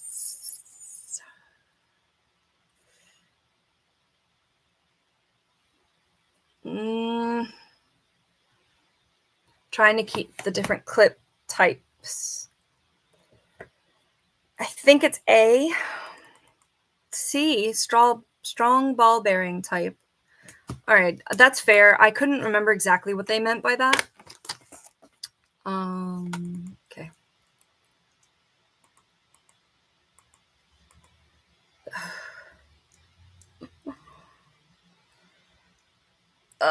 this is hard to explain, and I honestly don't know how to say A, B, or C. Dogaza, Phytrap, Balchatri.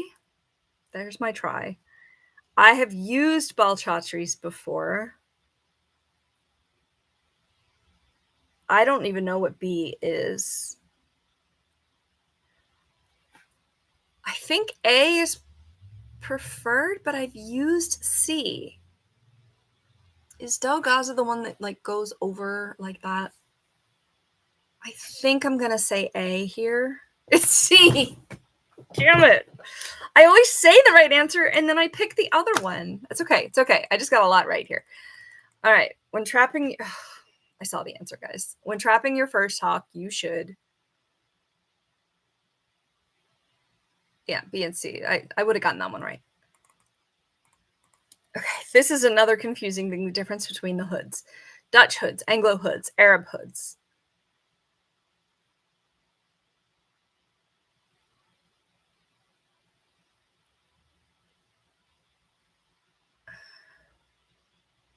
It's not C, so it can't be D.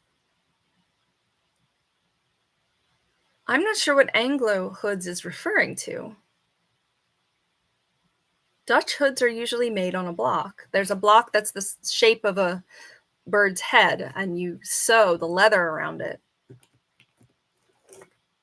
I use Dutch hoods mostly. We have a falcon Arab hood.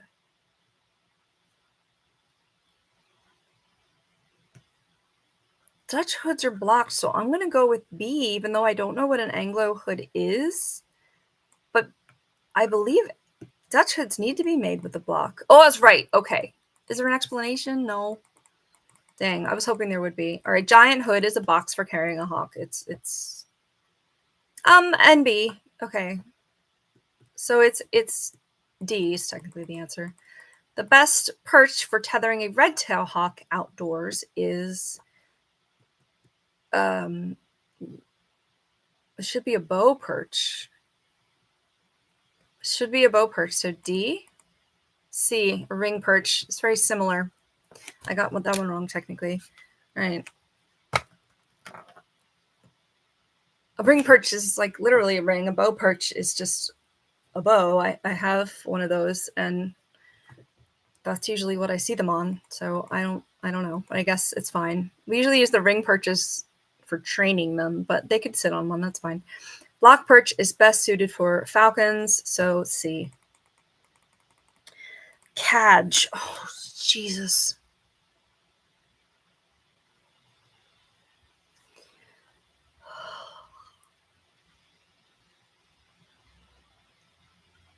I think I know what it is. I think it's D. I think it's D. That's a vocab word from my depths of my brain. Okay, I think it's like a perch that you can carry and have your hawk on the perch. I've never used that word or used that device, but I vaguely remembered it. Radio telemetry allows the falconer to see, obviously. Braces. They're for a hood. I still forget what NC means. It's B. I'm learning a lot from this, and I mean, that is why I did it, because I learned how to pass the test the most from studying this and the answers and seeing what, it could actually be like. I just don't remember it being this long. Bells are best used A and B, so it's D.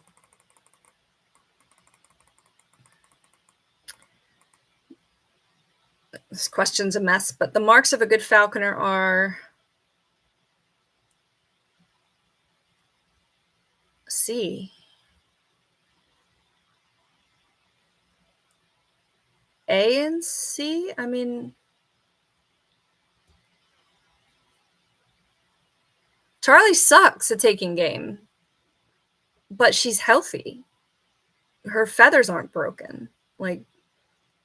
And we've trained her with her broken leg.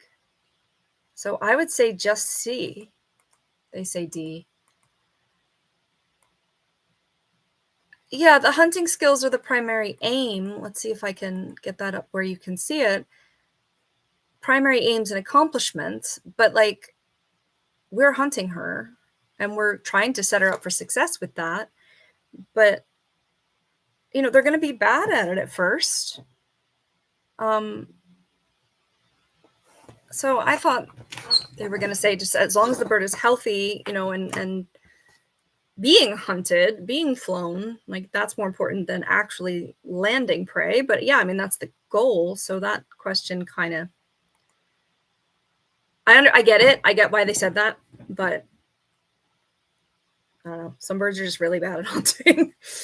But it's cool when you land one. I mean, that's your goal. Most important factors in maintaining a healthy raptor is definitely B, definitely C. I mean, daily flying is ideal, so I'm going to go with D. Yeah. Daily flying is an especially important variable. So I free loft Charlie. She's not tethered to a perch all day. So I understand why flying daily is ideal and important for a bird that's just tethered to a perch. But I don't know. I mean, flown regularly, yes, but daily is ideal, but not necessary, in my opinion. People may disagree with me. Direct sun and hot weather for an extended period. C. This is good information to memorize here. Let me read it because I feel like it's going to come up in future questions. Heat alone can kill goshawks. We've been going for 3 hours. I got to keep going at this point, unless something like legit stops me. The cat is curled up behind me. What a good boy. Okay, yeah. Okay. Yeah, desert birds spend a lot of time up in the air where it's cooler, so that makes sense. The raptor at hack should be taken up.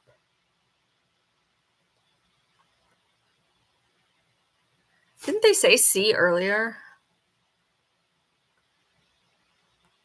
I think it's A, though. I think it's A. Yeah. I've never hacked a bird, but I'm not a breeder.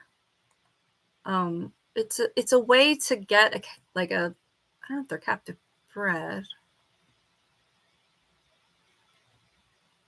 Don't become screamers. There's like benefits to letting them be a little bit wild before you start. Is it risky? Yeah. You know, it's nature.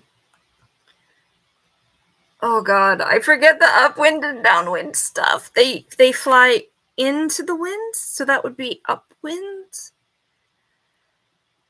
Falconers prefer that. Falcons take the lure.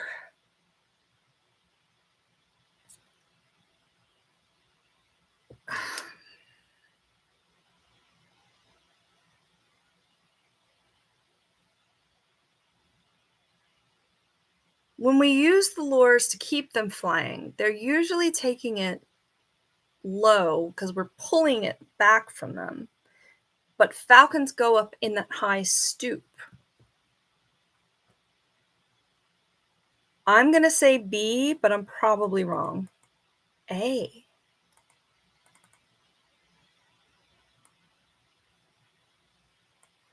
Trainer wants a bird to learn to rake the lure from a steep dive approach, flying downwind. I need to read that section of the book again. It follows that, I didn't understand this until I started flying Charlie. It follows that anytime your falcon climbs steeply into the wind after a miss.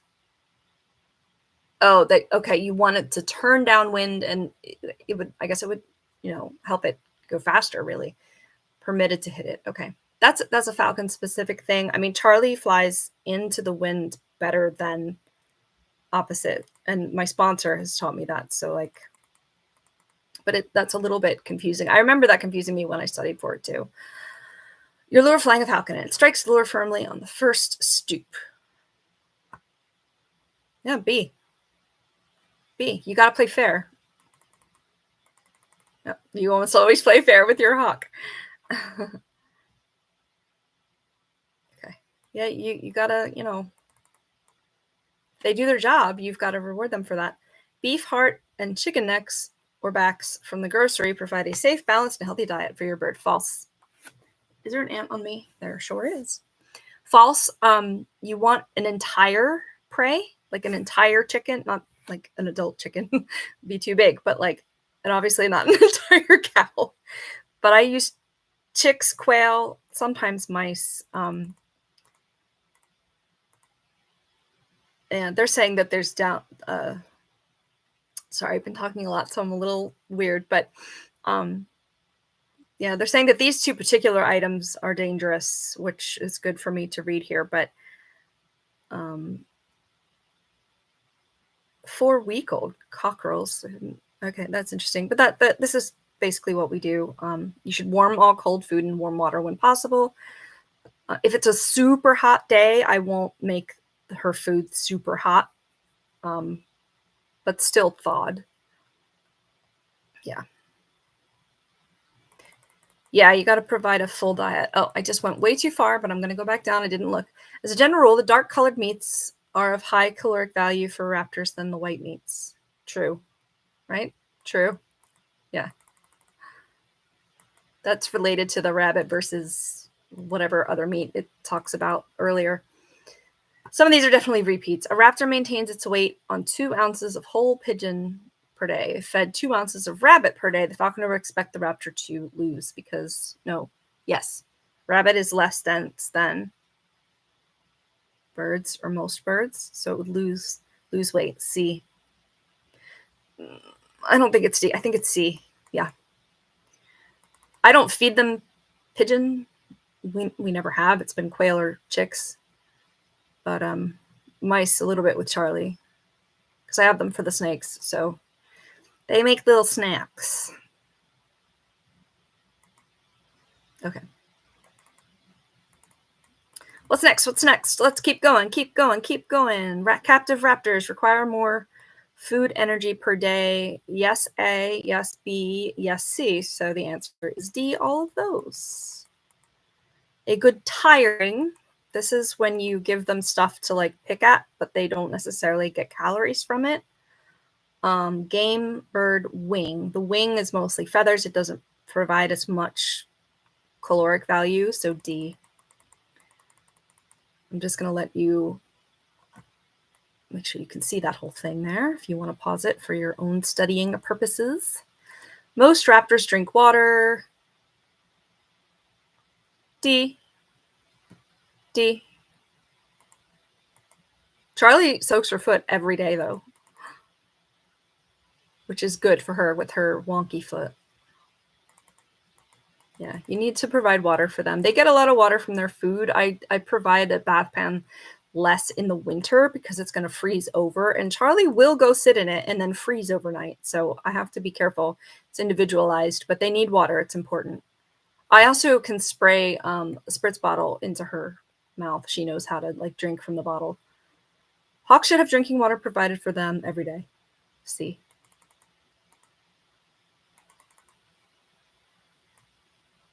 With all of the caveats that I just said. I mean, ideally, you can give them water every day.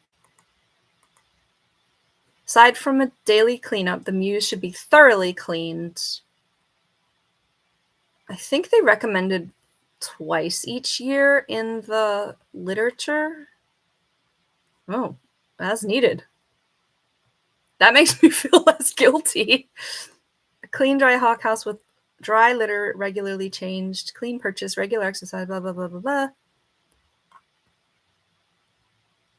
Okay, so I mean, yeah, keep it sanitary as much as possible. There's going to be poop in there. There's going to be, some cast up in there.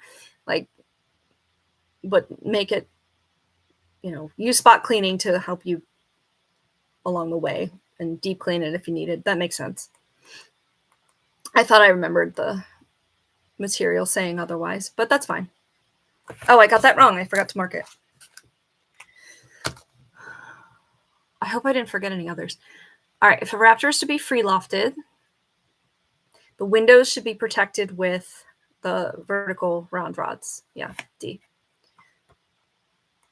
I had a little conniption about this in the how to become a falconer video.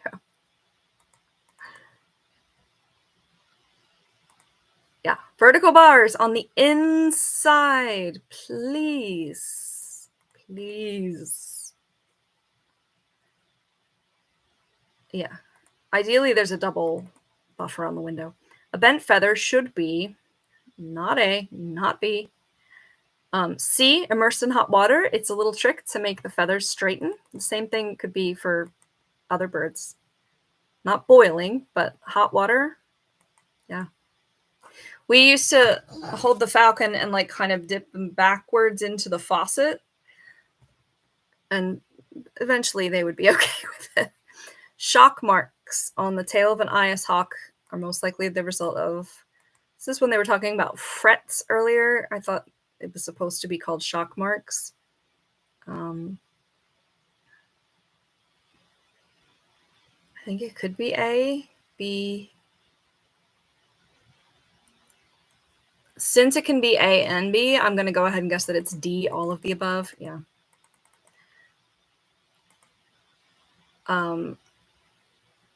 Go ahead and pause it if you need to see this. I'm going to scroll it up in a second. I'm going to answer this one. Newly caught accipiters tend to break feathers more frequently. Yes, because they're spazzes. So true. Yeah. I'll pause it there so you can read that.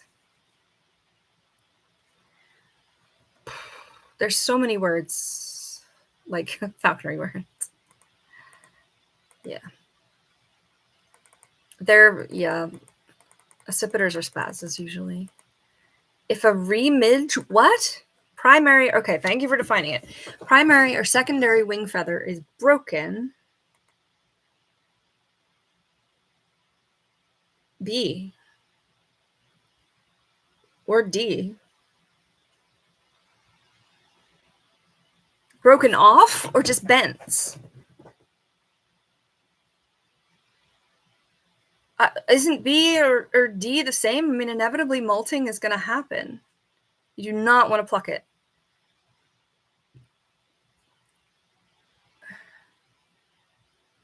I'm going to say B. A? Yeah, it says not to pluck it.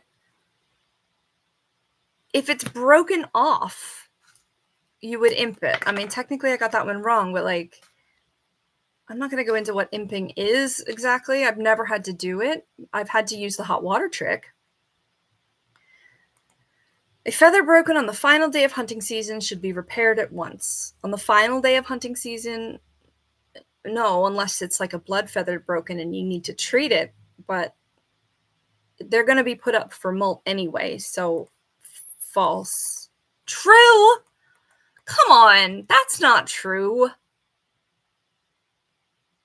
They should be repaired if they're presenting a problem for the bird.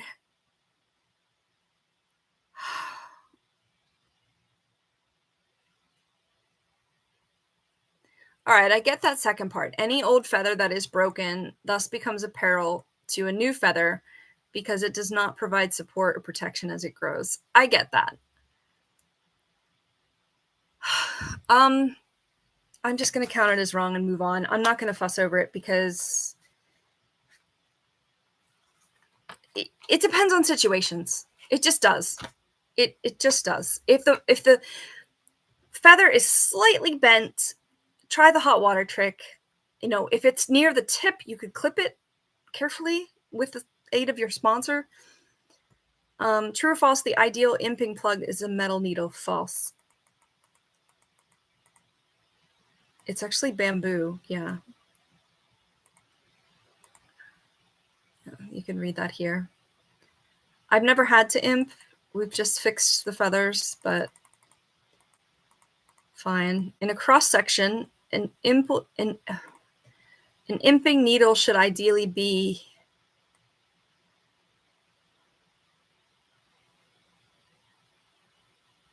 I want to say B. I mean, round would make sense because the feather is round, but I feel like there was some benefit of having it like, because it expands when it's, it seems like it should be A, but my first instinct was B, but the answer is D. I would never have guessed C or D.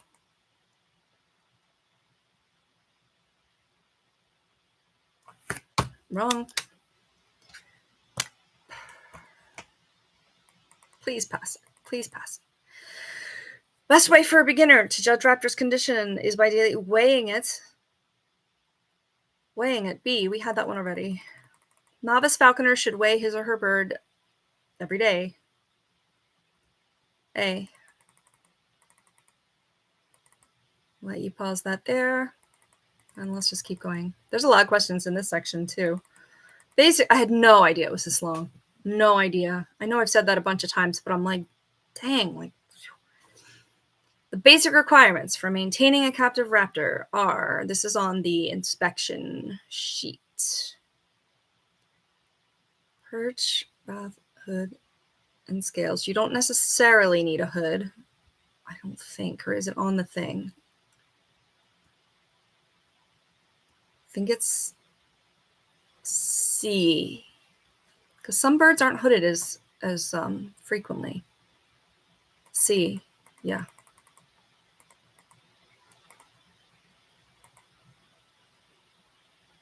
All right, here's another trapping question. The most effective method of trapping large, non-migratory raptor species.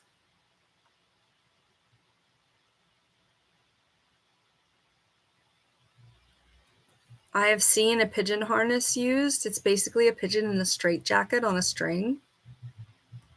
But I think we used it in conjunction with a doe gaza. A? D. Didn't I say that first? I did. I got 20 wrong at this point. No, 40. Wait. 5, 10, 15, 20. I got 40 wrong at this point. I'm just writing section 5.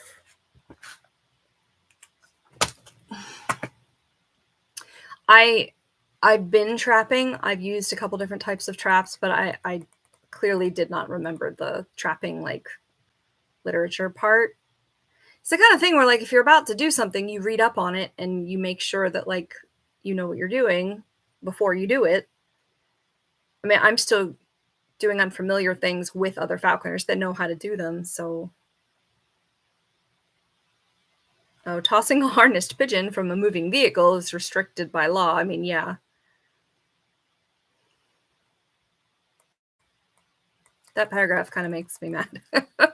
The mist net is also known as the, it's got to be phi trap because I think I know what the other two are.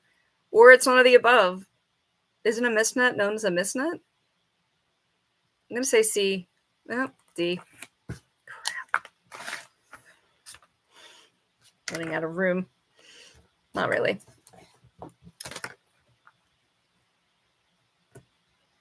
Human hair to use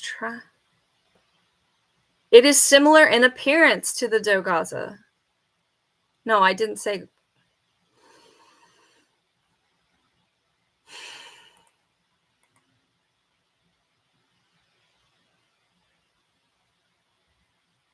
All right, the phi trap used in India consists of a circle of relatively large nooses around a bait, pigeon, or other live lure. Okay, noted for future use. The most effective trap for small hawks outside of migration is probably A. Woohoo, I got it right. Holy crap, I have no idea what this question even means. H.J. Slage Purse? Cannon? What the heck? This is a falconry history equipment question.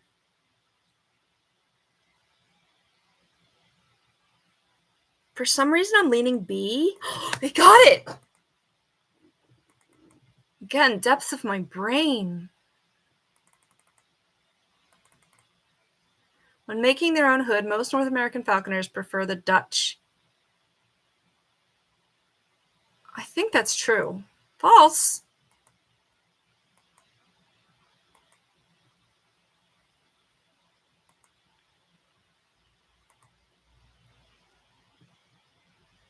Dutch hoods have recently become more commonly made and used. We have Dutch hoods.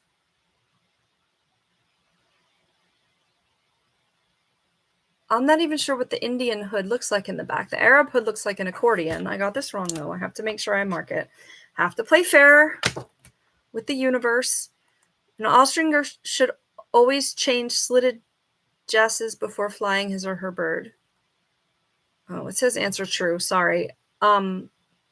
Yes, you should change them to field jesses. So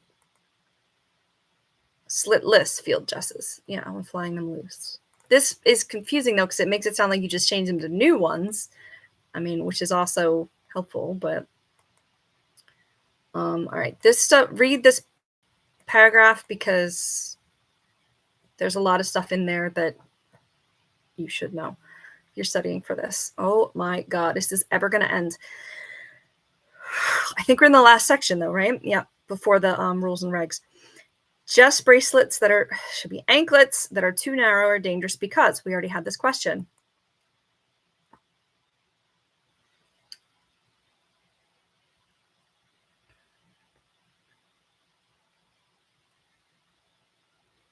I'm going to go with D. I mean, some of them are kind of also true. Oh, I didn't look at this one. I didn't look at this one. I didn't realize it was true or false. Elmary Jess is safer for the bird than the traditional. Yes, because it's removable. Yeah, okay. That does confirm what I thought a traditional Jess was earlier. I just kind of didn't interpret the question right. Goshawks need longer field jesses than falcons. I would have answered true because they're usually bigger and you need bigger jesses. But there's probably another reason. Okay, yeah, to hold on to them better. I've seen falcons still hunted in jesses. True or false? The common dog leash snap swivel is a reliable and convenient swivel. That's false. You need like specific ones. Custom-made figure eights or heavy-duty fishing swivels. Yes. I may have answered that wrong before because I didn't remember what those were called. I had them in my brain, but not like I couldn't find them in the words.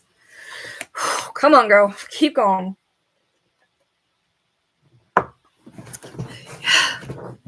For education.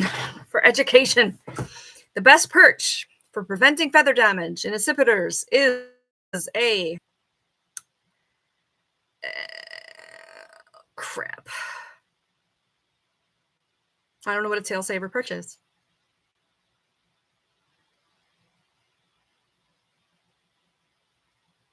I'm going to say bow perch C.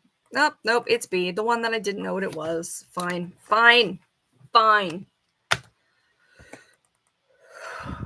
The block perch is used for falcons, the ring perch used for accipiters.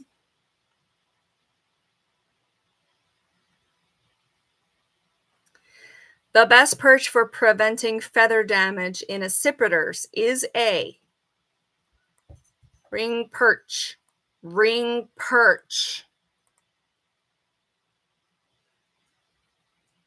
I still got it wrong, but what the heck?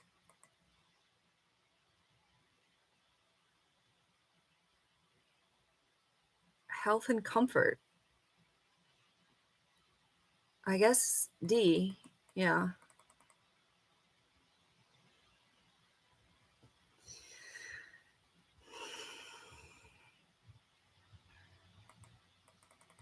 I mean, it's tradition most of the time because it works. If it ain't broke, don't fix it. The minimum width of a falcon perch across the top is 4 inches, 6 inches, 12 inches. The minimum width, it's got to be 4. Well, determined by the size of the leg and the length of the jesses, is the size of the foot, really. The D. Yeah, okay. The little guys, you can get a little perch. I mean, you want to be able to have them flat-footed at some point. I'm going to have to feed Charlie in a second here. I'm not going to be able to do the last section anyway. So Maybe I'll do it later if people actually watch this, but man. The crayons it's that long leash. Oh my god, we probably still have like disease questions. This is gonna... All right, I can't feed her any later than 6:30. It is 5:30 p.m. now, Eastern time. Hey.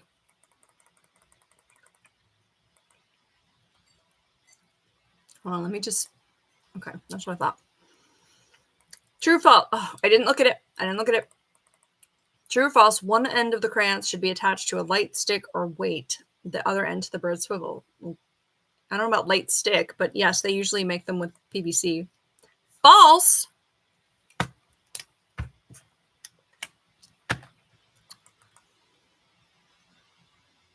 Do not tie the crayons to the swivel.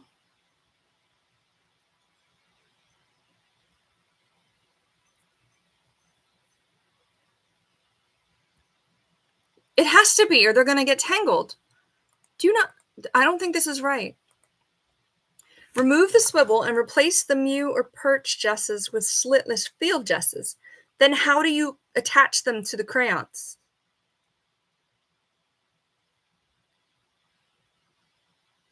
The crayons should pass through the small holes punched in the end of the field jesses. Field jesses don't have holes.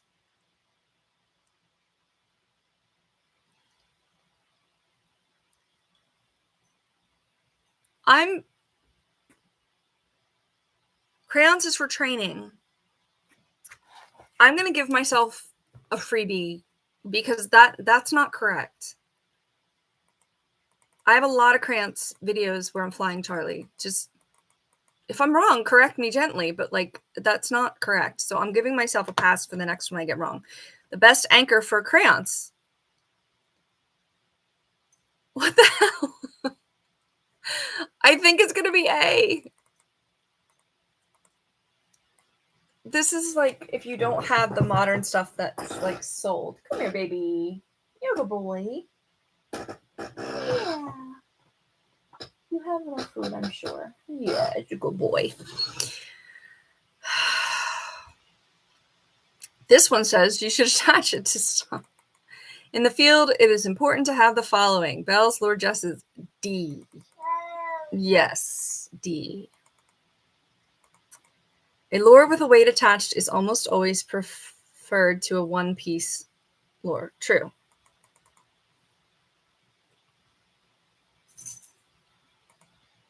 All right. I'm getting annoyed. We haven't even hit the disease section. True or false? Tough stringy meat should be used to garnish a lure.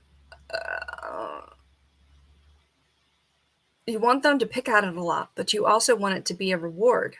I'm going to get a pass on this one if I get it wrong, so false. True. All right, I get a pass on that one. Hi, honey. How are you doing?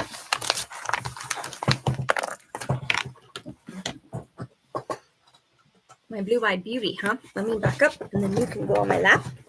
Yeah? Okay. I'm dying. It stays there and cannot be eaten quickly. Chicken heads. A snap hook. Yeah, this is a little bit old school here, but okay. There's better ways to do this, but I get a pass on that one because bells are most needed.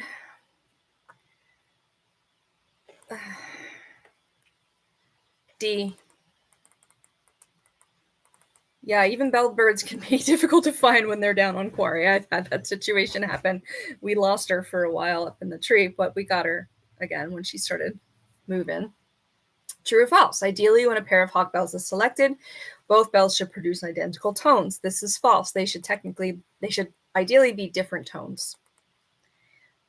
And it depends, like certain tones carry different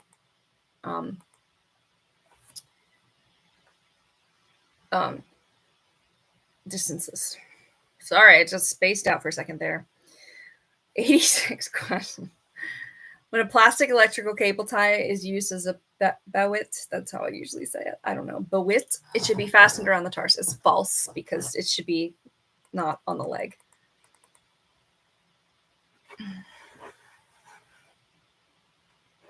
Yeah, that should be attached to the chest. That's what I have for Charlie. My red tail. A Yagi? What the heck?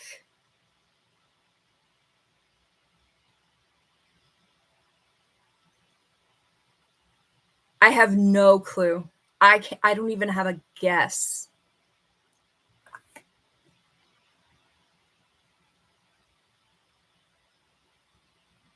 I'm gonna say C. Holy crap, that was a lucky guess. The other ones didn't make sense. I've never heard it called that, but that's fine. Under field conditions, tuning to the weak response on a telemetry unit is something the falconer should recognize.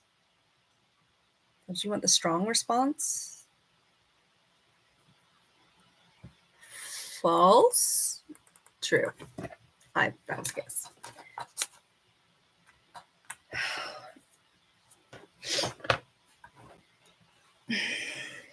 This depends on what telemetry you're using. There's updated different things. Do you want to get down now? Yes. You need food? What do you need? You're gonna lay down. Okay. Holy crap. Okay, keep going. Let's go. Holy crap. Okay. Yeah, telemetry is a bit different now. Frigid temperatures are likely to alter both the dial settings and the transmitter. I'm going to say true for that. Yeah. I do not have telemetry of my own, and I haven't been using it with Charlie because we deemed it not necessary. It's also expensive. I have it on a list of stuff that I want to get. Hackboard is likely to be used with Anias, A. Yeah. Because it's before they become a passage bird. Howl's bands. This is ancient. Hunting with a ferret and a red tail.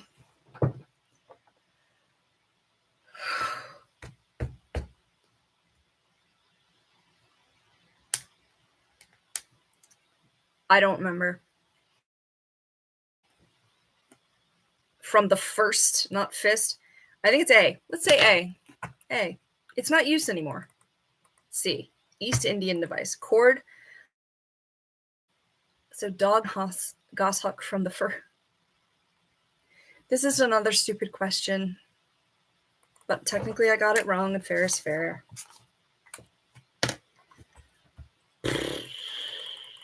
Push. Health. I thought the next one was the thing. I have to keep going. I have to. That was 91 questions right there in that section alone. Holy crap. I knew there was going to be disease questions coming up.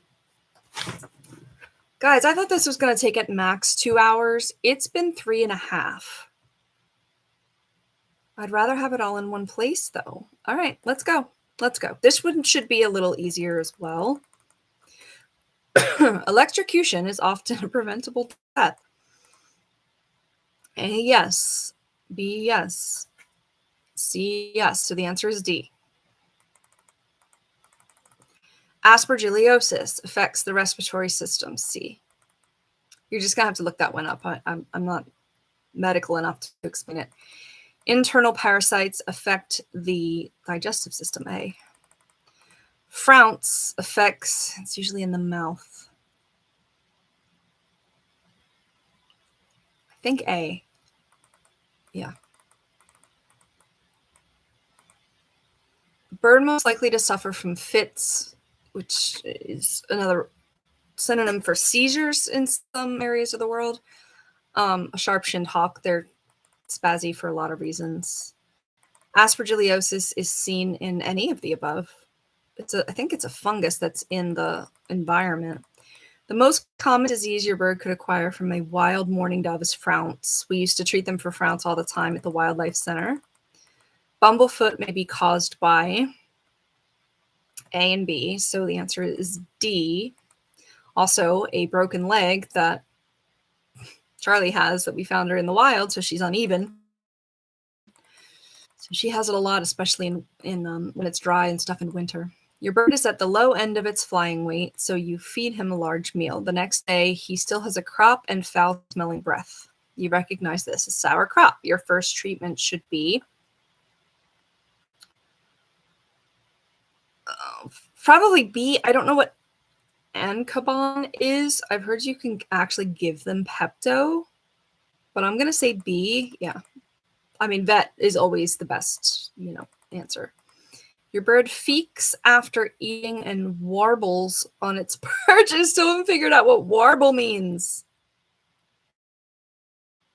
You notice he tends to stand on one leg. They always feek after eating.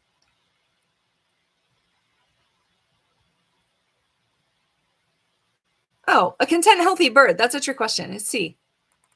C. They're fine. Good question, but tricky question. Your bird exhibits gradual weight loss, appetite, and lethargy. His mute appear normal, and his mouth, throat, and feet appear normal. Your bird most likely suffers from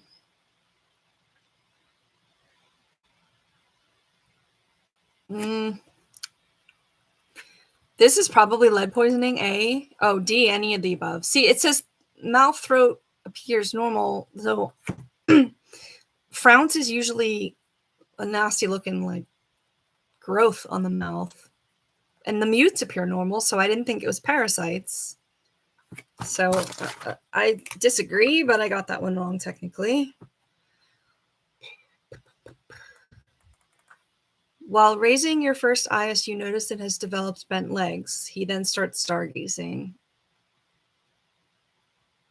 A and B.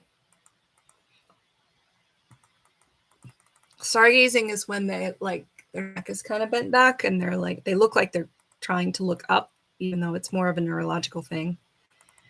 Your bird suffers a broken leg while crashing into thick cover. The small town you live in has no veterinarian with any experience in raptor medicine. You need to find a vet. The best way to prevent this scenario... C. That's what I just said. C. You gotta have one. An American kestrel is most likely to die from, honestly, C. Your new passage bird has lice crawling on its feathers. Those are feather mites. You should administer... no. No. D. I don't know if they make 7 Dust anymore, but it's feather mites. You just put this powder on their feathers and the mites die. Your bird mutes on your kitchen floor. I didn't realize that could be a verb. I thought it was just a noun. You notice a white object moving in the mute. Yeah. D. Gross. A diet, a freshly trapped wild pigeon carries with it the risk of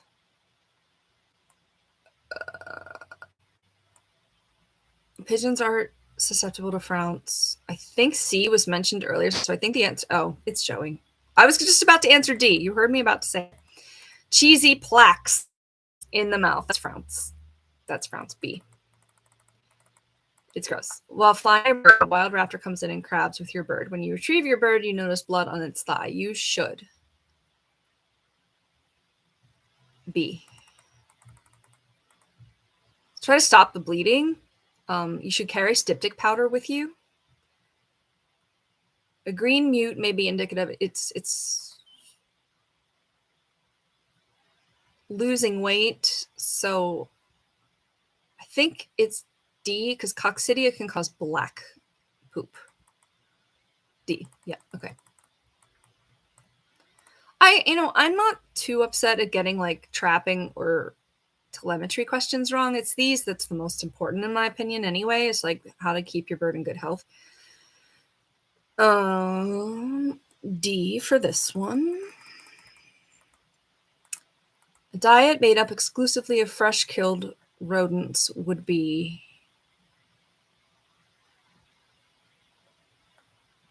C, any diet that is exclusive is not optimal.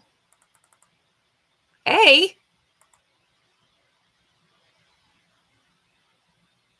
varied diet is optimal.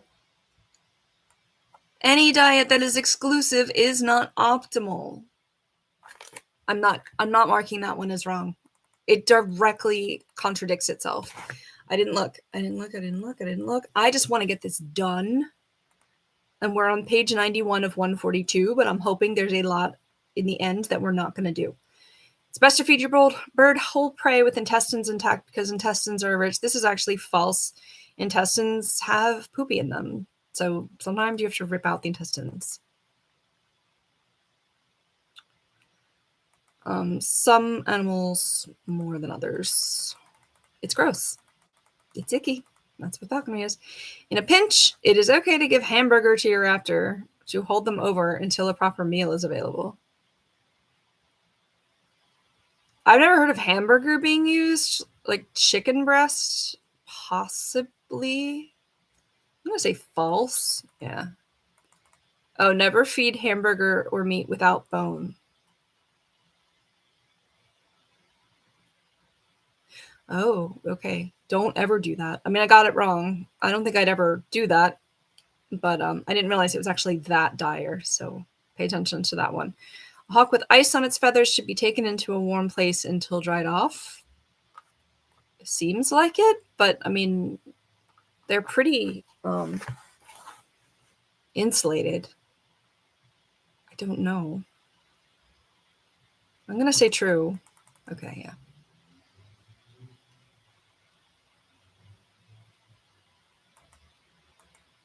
Yeah, I don't know. Hypothermia is below normal body temperature. Hypothermia.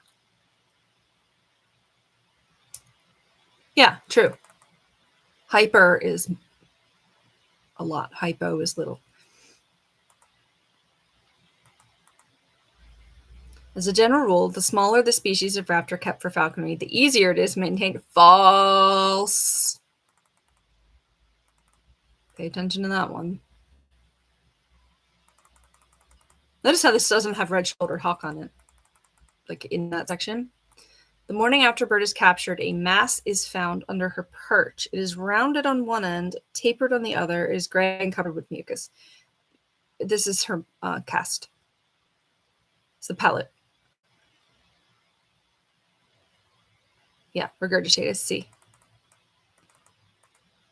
It's casting. I have a video on that.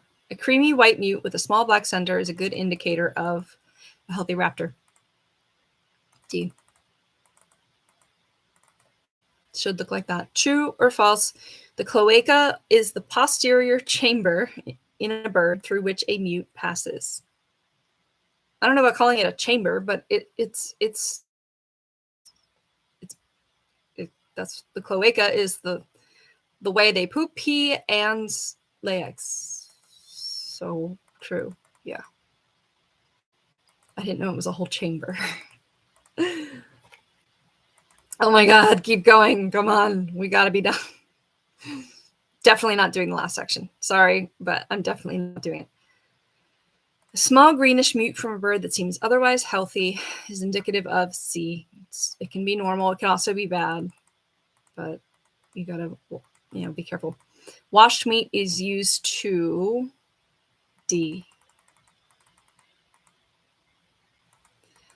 Hawks should not be exposed to extended rains because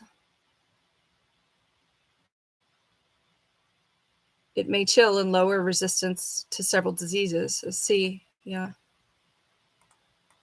Could weaken the justice too, but that's not as important unless you're, needing it not to break.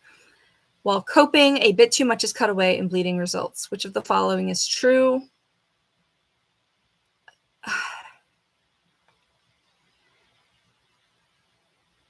You do need to stop it, but you're not going to put a tourniquet. I mean, D, there's usually no treatment, but I do use styptic powder. Yeah, styptic powder or gel along with pressure can be applied. Okay. A bird should be coped when both A and B. It's when you're trimming their beak and I guess talons too. Come on. Come on. There better not be 90 questions in this section too. Jesus. Your bird shows signs of decreased tolerance to exercise and exhibits heavy breathing after a short flight. Change in voice. Oh, maybe isn't trichomonas the same as Frounce? I think this is C though. I think it's Asper. Yeah. Yeah.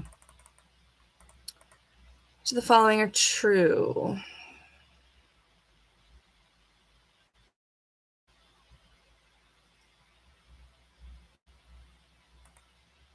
D. It's hard. That's a hard one. But Asper is kind of everywhere, so it's like if they're in bad shape, they're more susceptible to it. I'm gonna pause for this paragraph because that is very important, because you need to prevent aspergillosis from becoming a problem. True or false? Fungal infections are often associated with other medical problems. Yes, it's true. I mean, I would have gotten that one right. And aspergillosis is a fungal infection. Your bird suddenly becomes more tame and well-mannered, even at times when it would be expected to act wild. It refuses to eat well. Reluctant, baiting is weak, has an extreme thirst, painful abdomen, it eats less and less.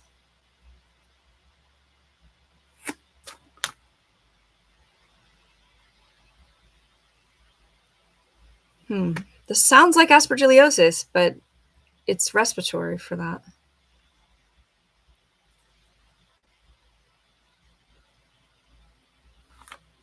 I'm going to guess A, because I don't remember exactly how to define D. I'm going to C. Oh, man. This is a sad paragraph to read. Didn't I say it sounds like Asper, but it's like I picked something else. Oh, I was wrong. Okay, that was fair. They tricked me. Oh, good boy. Good boy, Xavier. He's all stretched out. I need to give him his meds, too. Oh, you're up. Okay, the most lethal disease likely to occur in birds is probably aspergillosis. I'm going to say A. Yeah. I wonder if this is the Asper section. Maybe. The best weapon against it is prevention. D. Yeah, it's really hard to treat. Asper is most frequently seen in...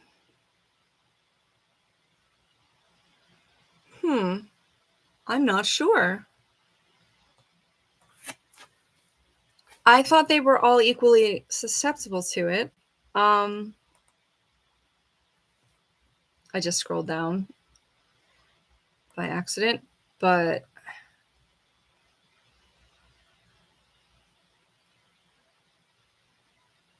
I don't think I would have guessed this right. Arctic and subarctic regions seem more susceptible. I'm going to mark that as a false one, or as a incorrect one. Pneumonia, maybe, because I'm confused. I know how, like, the black poop thing with coccidia, but I don't remember much else about it. I'm going to say C here. Yeah. Because they are similar symptoms. Coccidia is the disease caused by, yeah, A. Yeah. Okay, so I thought it was GI, but like lower down than the, whatever. I don't want to do this anymore. Coccidia are transmitted. All of the above, D.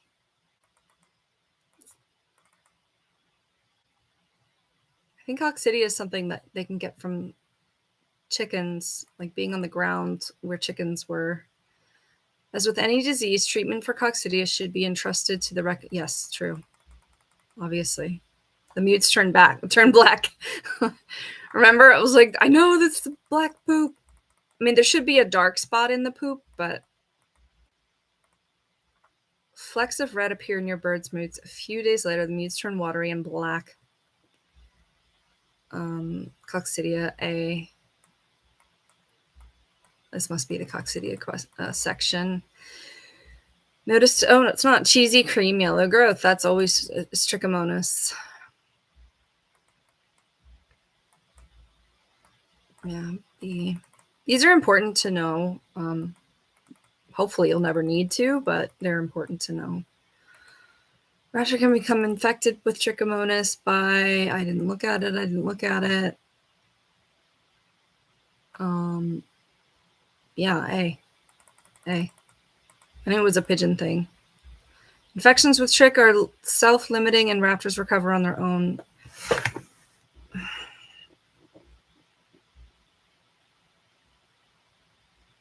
You gotta treat them. This is false. Yeah. Birds go down fast when they're sick or even like bleeding, injured. Like, you gotta be on that. It just says it up here. 10.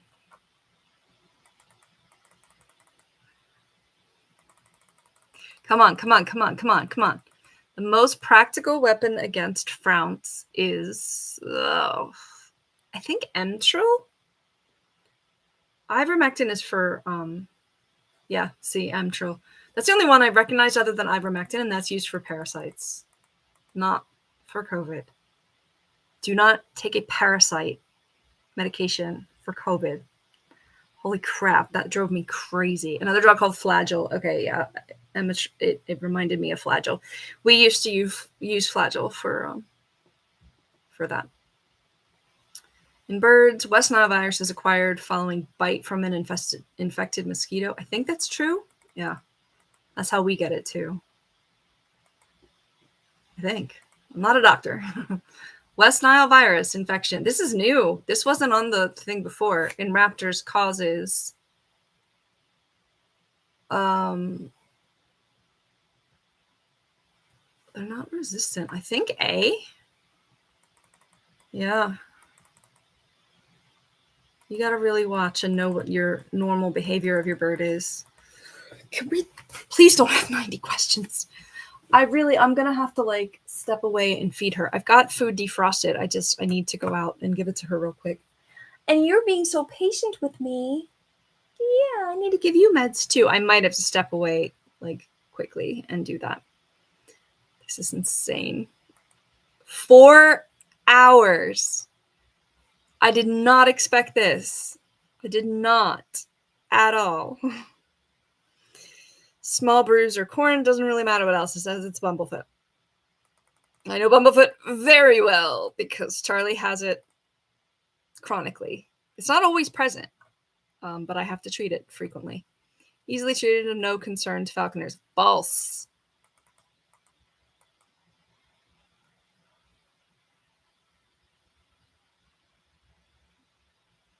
Yeah, we get to stage 3 according to this here with her.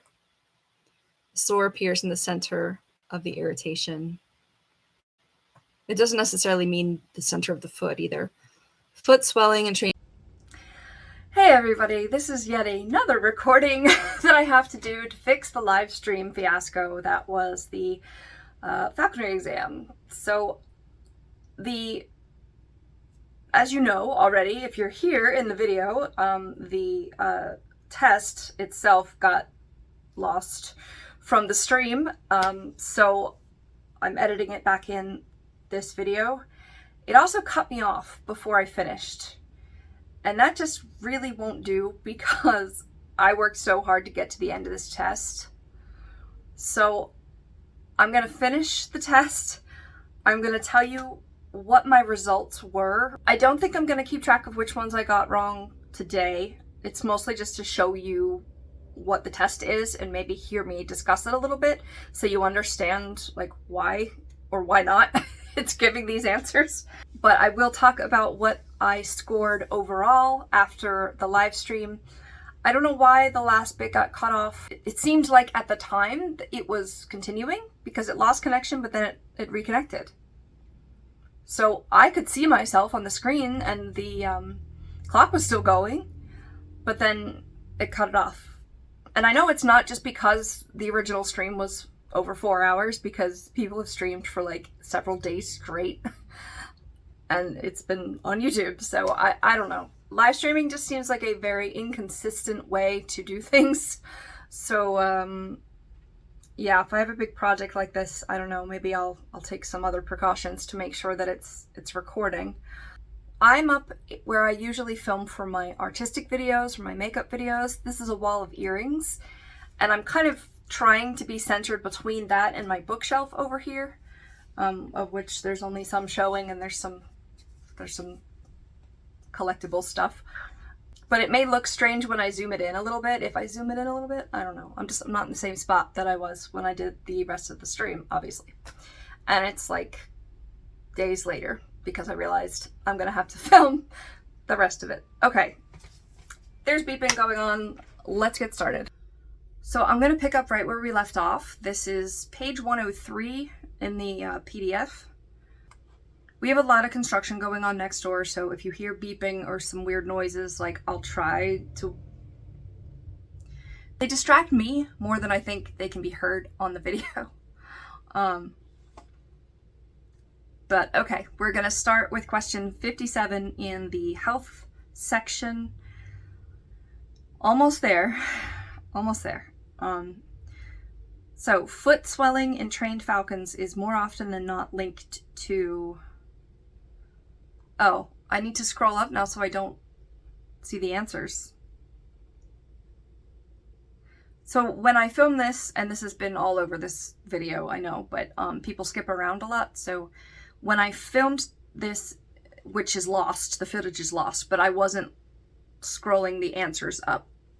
I already have the answer on the screen right now, but I'll try to do that. I don't know if I'll be successful.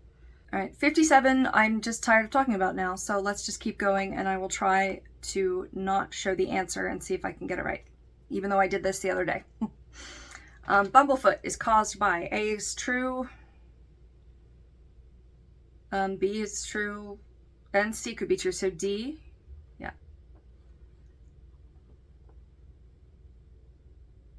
Again, Charlie has, you know, chronic bumblefoot on and off throughout the year because of her wonky posture. You know, it puts more pressure on the good foot in different weird places. So, I mean, it's treatable, but I've really got to watch, especially in the wintertime.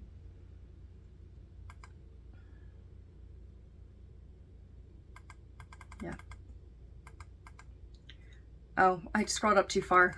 I just kind of, whatever, let's just keep going. The best way to prevent bumblefoot is A, B, and C. So D is the answer. And this is all good information here.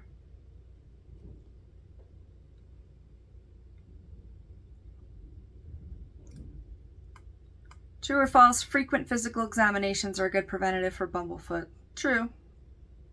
I mean, I'm reading it, but yeah, I mean, it's easy to ignore the bottom of their feet when you just constantly see the top of their feet, but you've got to try to, you know, make sure you're including an entire exam or whatever. True or false? Clinical signs of sour crop include a bird that appears dull, with its feathers puffed out, and a crop that is still descended from the previous day's feeding. Yeah, so true.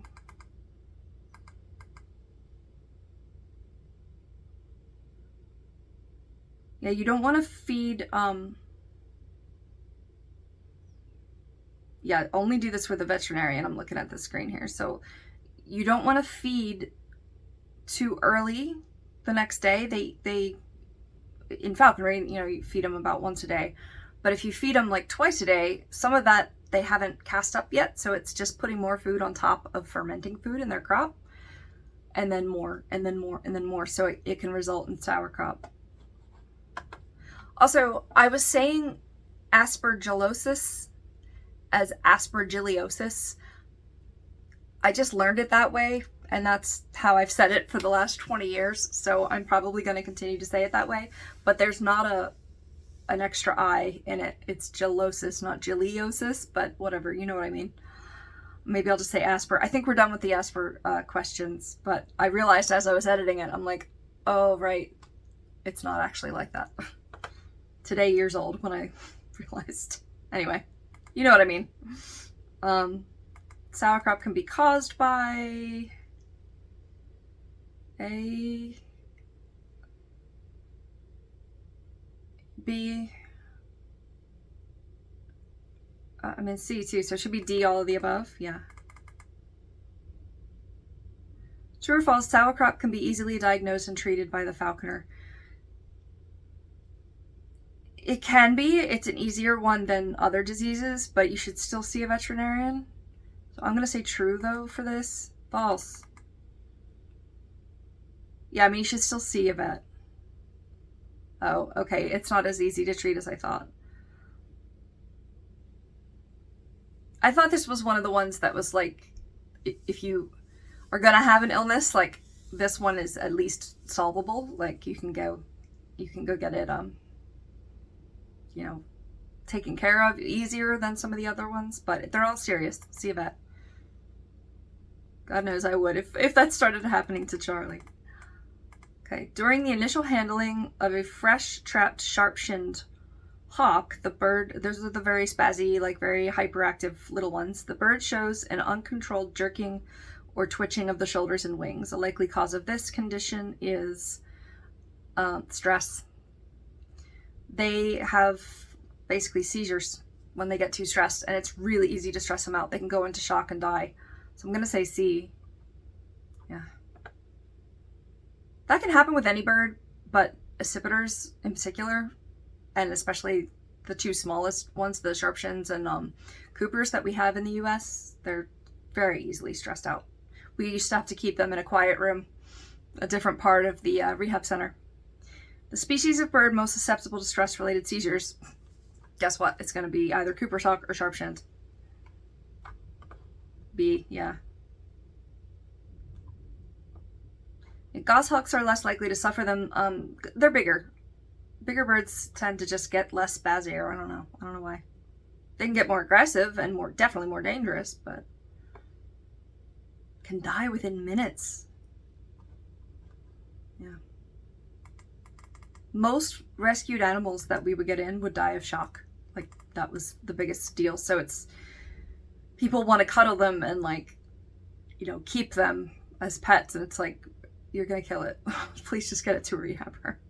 The recommended treatment for stress-induced seizures is probably D. Yeah.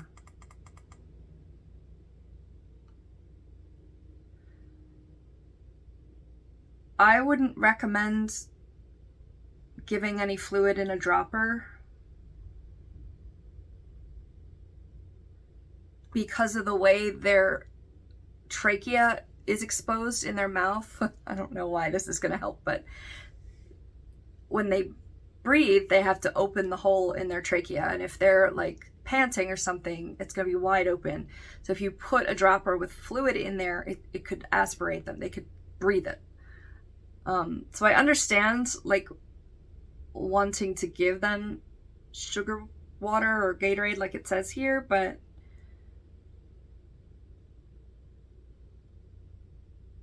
you'd have to make sure it gets really far back behind the glottis, and even then, if they choke a little bit, it can come up and then go in the glottis. So that's really dangerous. But if, you know, there's nothing else you can do and you're experienced, it says you can do it. Would I do it? Probably not, unless it's, you know, there's no other option.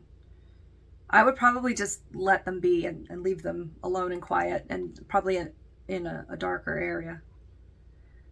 A newly captured merlin is repeatedly biting at its legs. A. Oh, it's showing. Birds in captivity will sometimes just like start eating their own feet and stuff.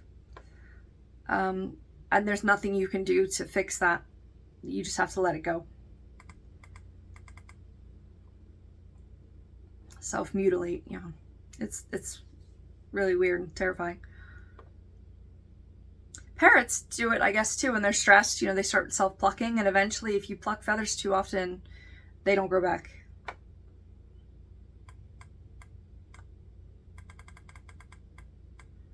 Oh, I scrolled too far, but let's just keep going. A diet of meat only and a young growing bird will rapidly lead to be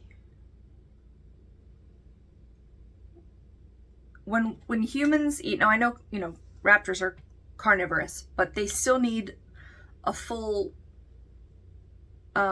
diet with like vitamins and minerals and stuff made for them.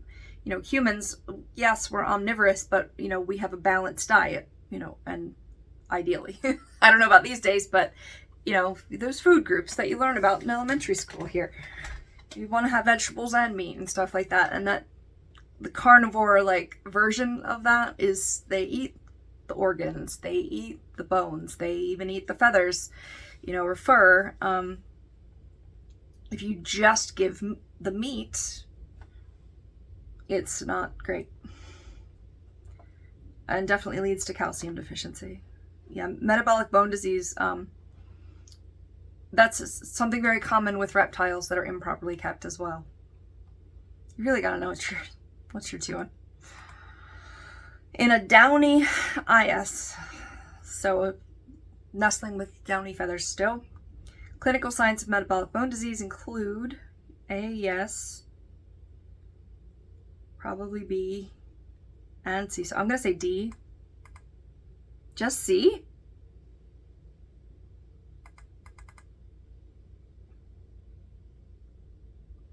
About the third day after the pain calls begin, the arching of the pain calls, that's what it says in B.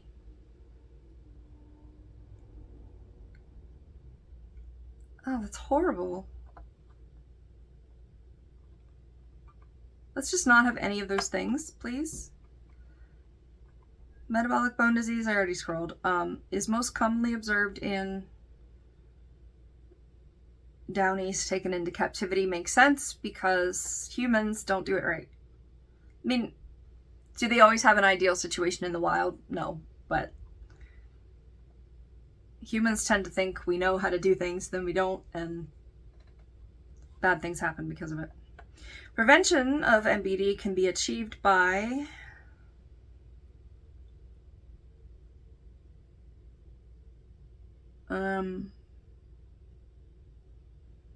probably A. Yeah. Fresh veal liver shouldn't, I mean, liver is nutritious, but like, I don't know that it has calcium necessarily. Tuna doesn't make any sense. And feathers is gonna, like, they can't digest that. It's just gonna come right up in the pellet.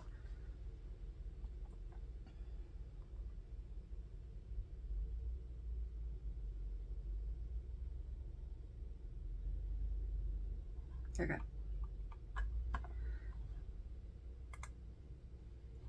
Well, didn't mean to jump down, but I did. If stargazing is caused by a dietary deficiency, the recommended treatment is... I think I remember getting this one wrong before. DB1. Yeah, I've usually seen it with severe head trauma. Huh.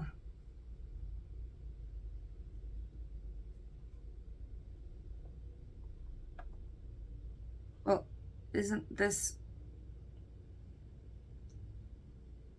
Treatment for stargazing, down here it says A, sunlight and vitamin D3, and up here it says vitamin B1 supplementation. I guess, I mean, it can be caused by different things. This says two different things. This says two different things. Does this have D? Oh, this doesn't have D as an option up in 72, but I guess if they can't get D, then B is the next best thing. Ugh. All right. Oh, I didn't see it. True or false, a raptor with a broken leg or wing should be killed in a humane manner since these bones cannot be set or casted with any degree of success. I'm going to go ahead with false there because I have living proof that, I mean, it wasn't healed when we found it, so it's still messed up, but like they can live with something patched. Yeah, false.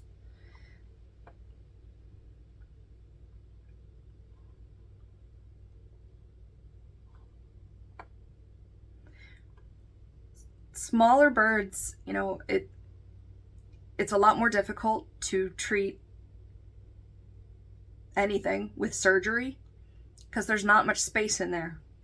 And I mean, we've had people at the wildlife center that would bring in like a goldfinch and be like, you can't do surgery to fix its wing. And it's like, honey, it's like smaller than a pin. Like the bones are so tiny and fragile. Like you can't do surgery on them all. So, you know, raptors are usually, I don't know about the tiniest ones, but like hardy enough and like big enough that you can treat things like broken bones. I mean, we did it all the time. It depends on the, you know, severity of the injury. Sometimes it's more humane to put them down, and I know not everybody is going to like that, but it's just a reality. Lead toxicity due to ingestion of lead shot in food items. Not B. D, because that can be a difficult one to treat from what I remember. Permanent and fatal damage, you know, can be possible.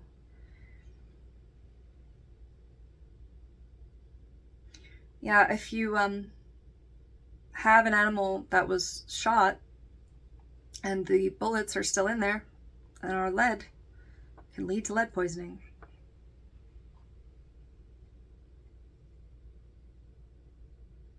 Sometimes. Improper use of drugs and hormones to stimulate molt. All of the above. I don't know why you would do that.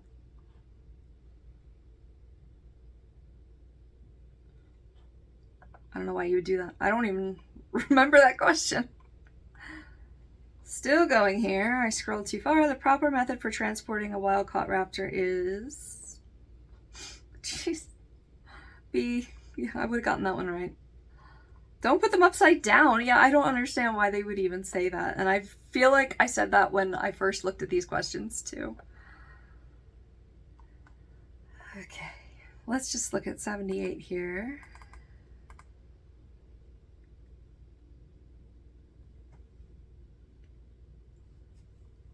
This was part of the question for MBD.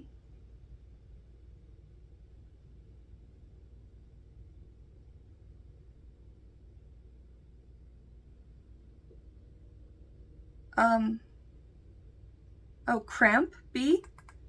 Okay. Isn't this the exact paragraph that was up higher for MBD? Is that a mistake that we just found? Cramp is a disease most commonly found in, or maybe it's just related, down east, or D, okay.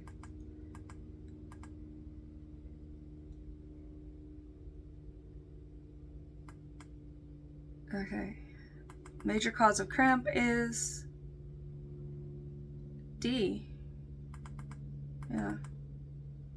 Oh, calcium deficiency. It's two names for the same thing, kinda.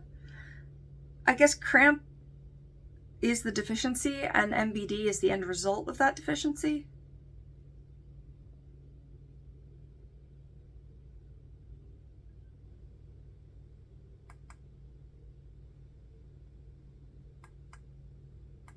Yeah, you gotta feed babies some really icky stuff. Right, internal parasites are common in captive raptors. Yeah, all of the above actually. They are easy to treat, but they can also get quite serious. It depends on the kind of parasite. Yeah. Piperazine. I've seen that in a couple other questions, but I didn't know it was a anti-parasitic. Ivermectin is we basically, like, all falconers have ivermectin on hand pretty much all the time. True, false. Intestinal parasites can be treated using one all-around anti-parasitic such as ivermectin. It's actually false. Even though I just said we all have ivermectin, like, there still are other things. Yeah.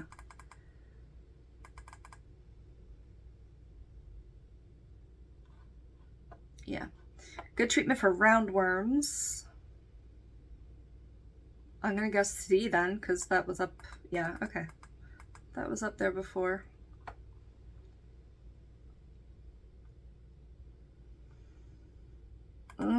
All right, let's get to the end of this Sunday.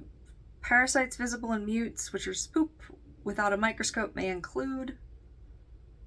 I'm going to go with D because you can see those. Yeah. Here comes the beeping again.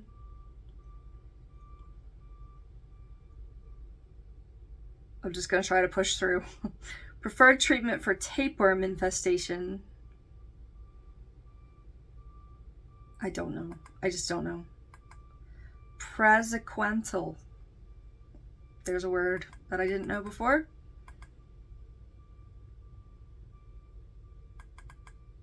True or false? Bird lice can kill a healthy raptor. They'd have to be really, really bad because usually they're like wild birds just have them. True? False? Oh.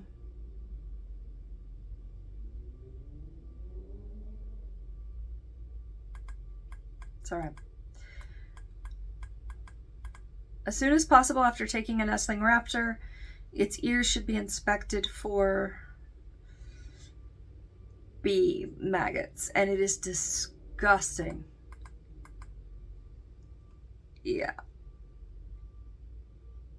Yeah, they'll lay eggs in their ears, their little ear holes.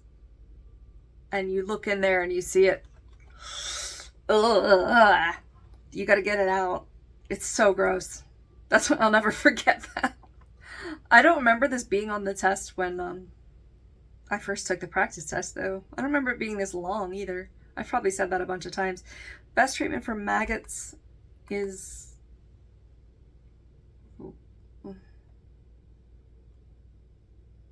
I don't remember using a medication for maggots. A? You don't? Okay, yeah. Educated guess there. A few drops of saline will cause them to forsake the ear cavity. I feel like we didn't know that at the time. Oh, it still says you might have to pick them out. Okay, well, yeah, there you go. True or false? Well, I already said it. Hippoboscids are dangerous. Blood-sucking parasites. I wouldn't have known that, but sounds like something that would be dangerous to them. How long is this section? Oh, whew. Okay, that was the last one. So in the actual live stream, I did kind of scroll down and look at the rules and regulations. But a lot of them were very different. It could be the state, it could be like the time period.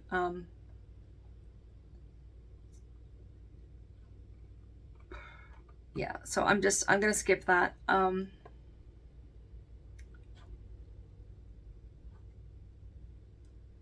Yeah, that's the questions. Let me stop it and we'll talk about the results. If you're still here, you are a darling and I love you. This was a mess to make. I had no idea it would take that long. If I hadn't gone live, I probably would have broken it up into different sections and videos.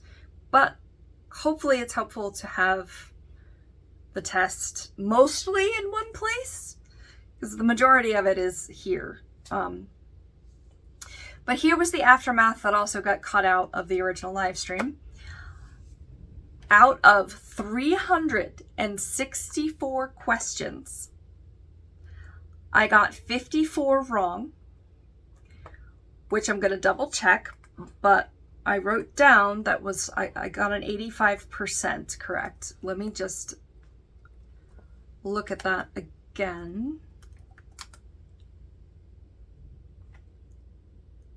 Yeah, I got 14.8% wrong. So a little better than 85% right, which means I passed. I passed. Thank God, because I would have really been embarrassed. It maybe not have recorded the end of this. That got cut off by the live stream, but I passed. I haven't taken this for 10 years. It was over 3 times as long as the actual test, and I passed. 54 wrong sounds like a lot, but there's a lot about like other species and, you know, some disease stuff that I didn't know. I did find out that warbling is this behavior they do where they kind of like stretch. You know how people go like, ugh, you know, like to have a good stretch. Birds do that too with their wings. They just kind of lift them up behind them and like stretch them out. Apparently that's called warbling. I've never heard that, at least in the last, you know, few years, recent memory. In seam, I didn't know either. I think that's, let me look it up again because I keep forgetting what it is. To bring a hawk out of her molt by nutritional management, weight management, and exercise. Was that what it said in the test? It had a definition of it, I thought. I don't know. That was a weird one for me. Warble, like I didn't know until I looked it up afterwards. I wrote down put over as well, but I don't even remember what that was referring to. You can see how crazy some of these questions are, how complicated they are, how in-depth they are and in detail they are about different species, different habitats, different diseases, different techniques. I mean, it's just so much, right? So, but if you can take this test and pass, like, you know a good deal of information. You don't have any practical experience, but you know a good deal of information, and that's a lot. You've got to, you know, go through the files in your brain and pull out some of this stuff sometimes and actually apply it. And the more birds you work with, the more species you work with, you know, the more you got to know. I came across something, I don't know what state it was from, but there was a rule that like after 2 years you have to change birds.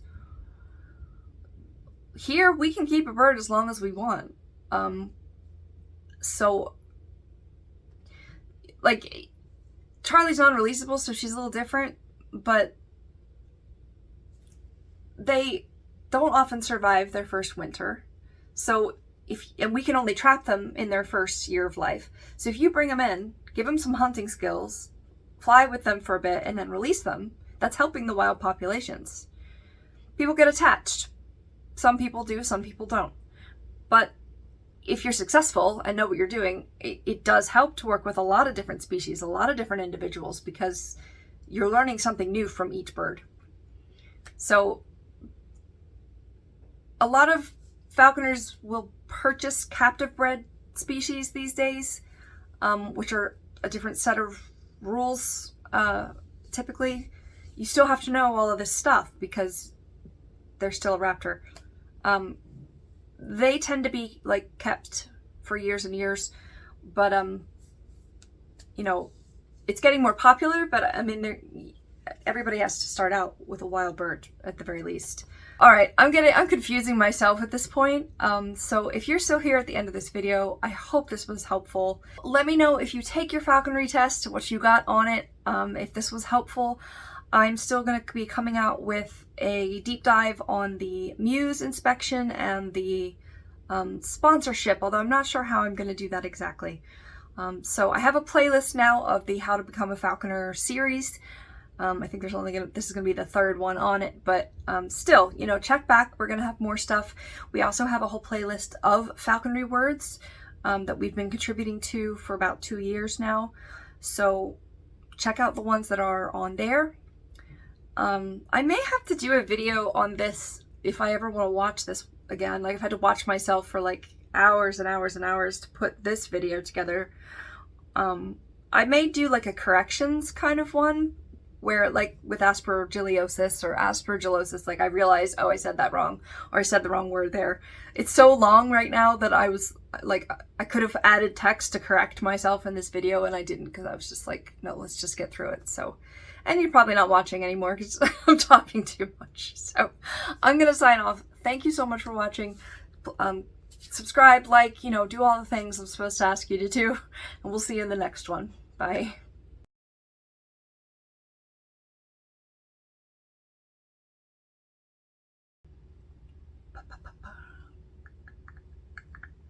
I'm tired.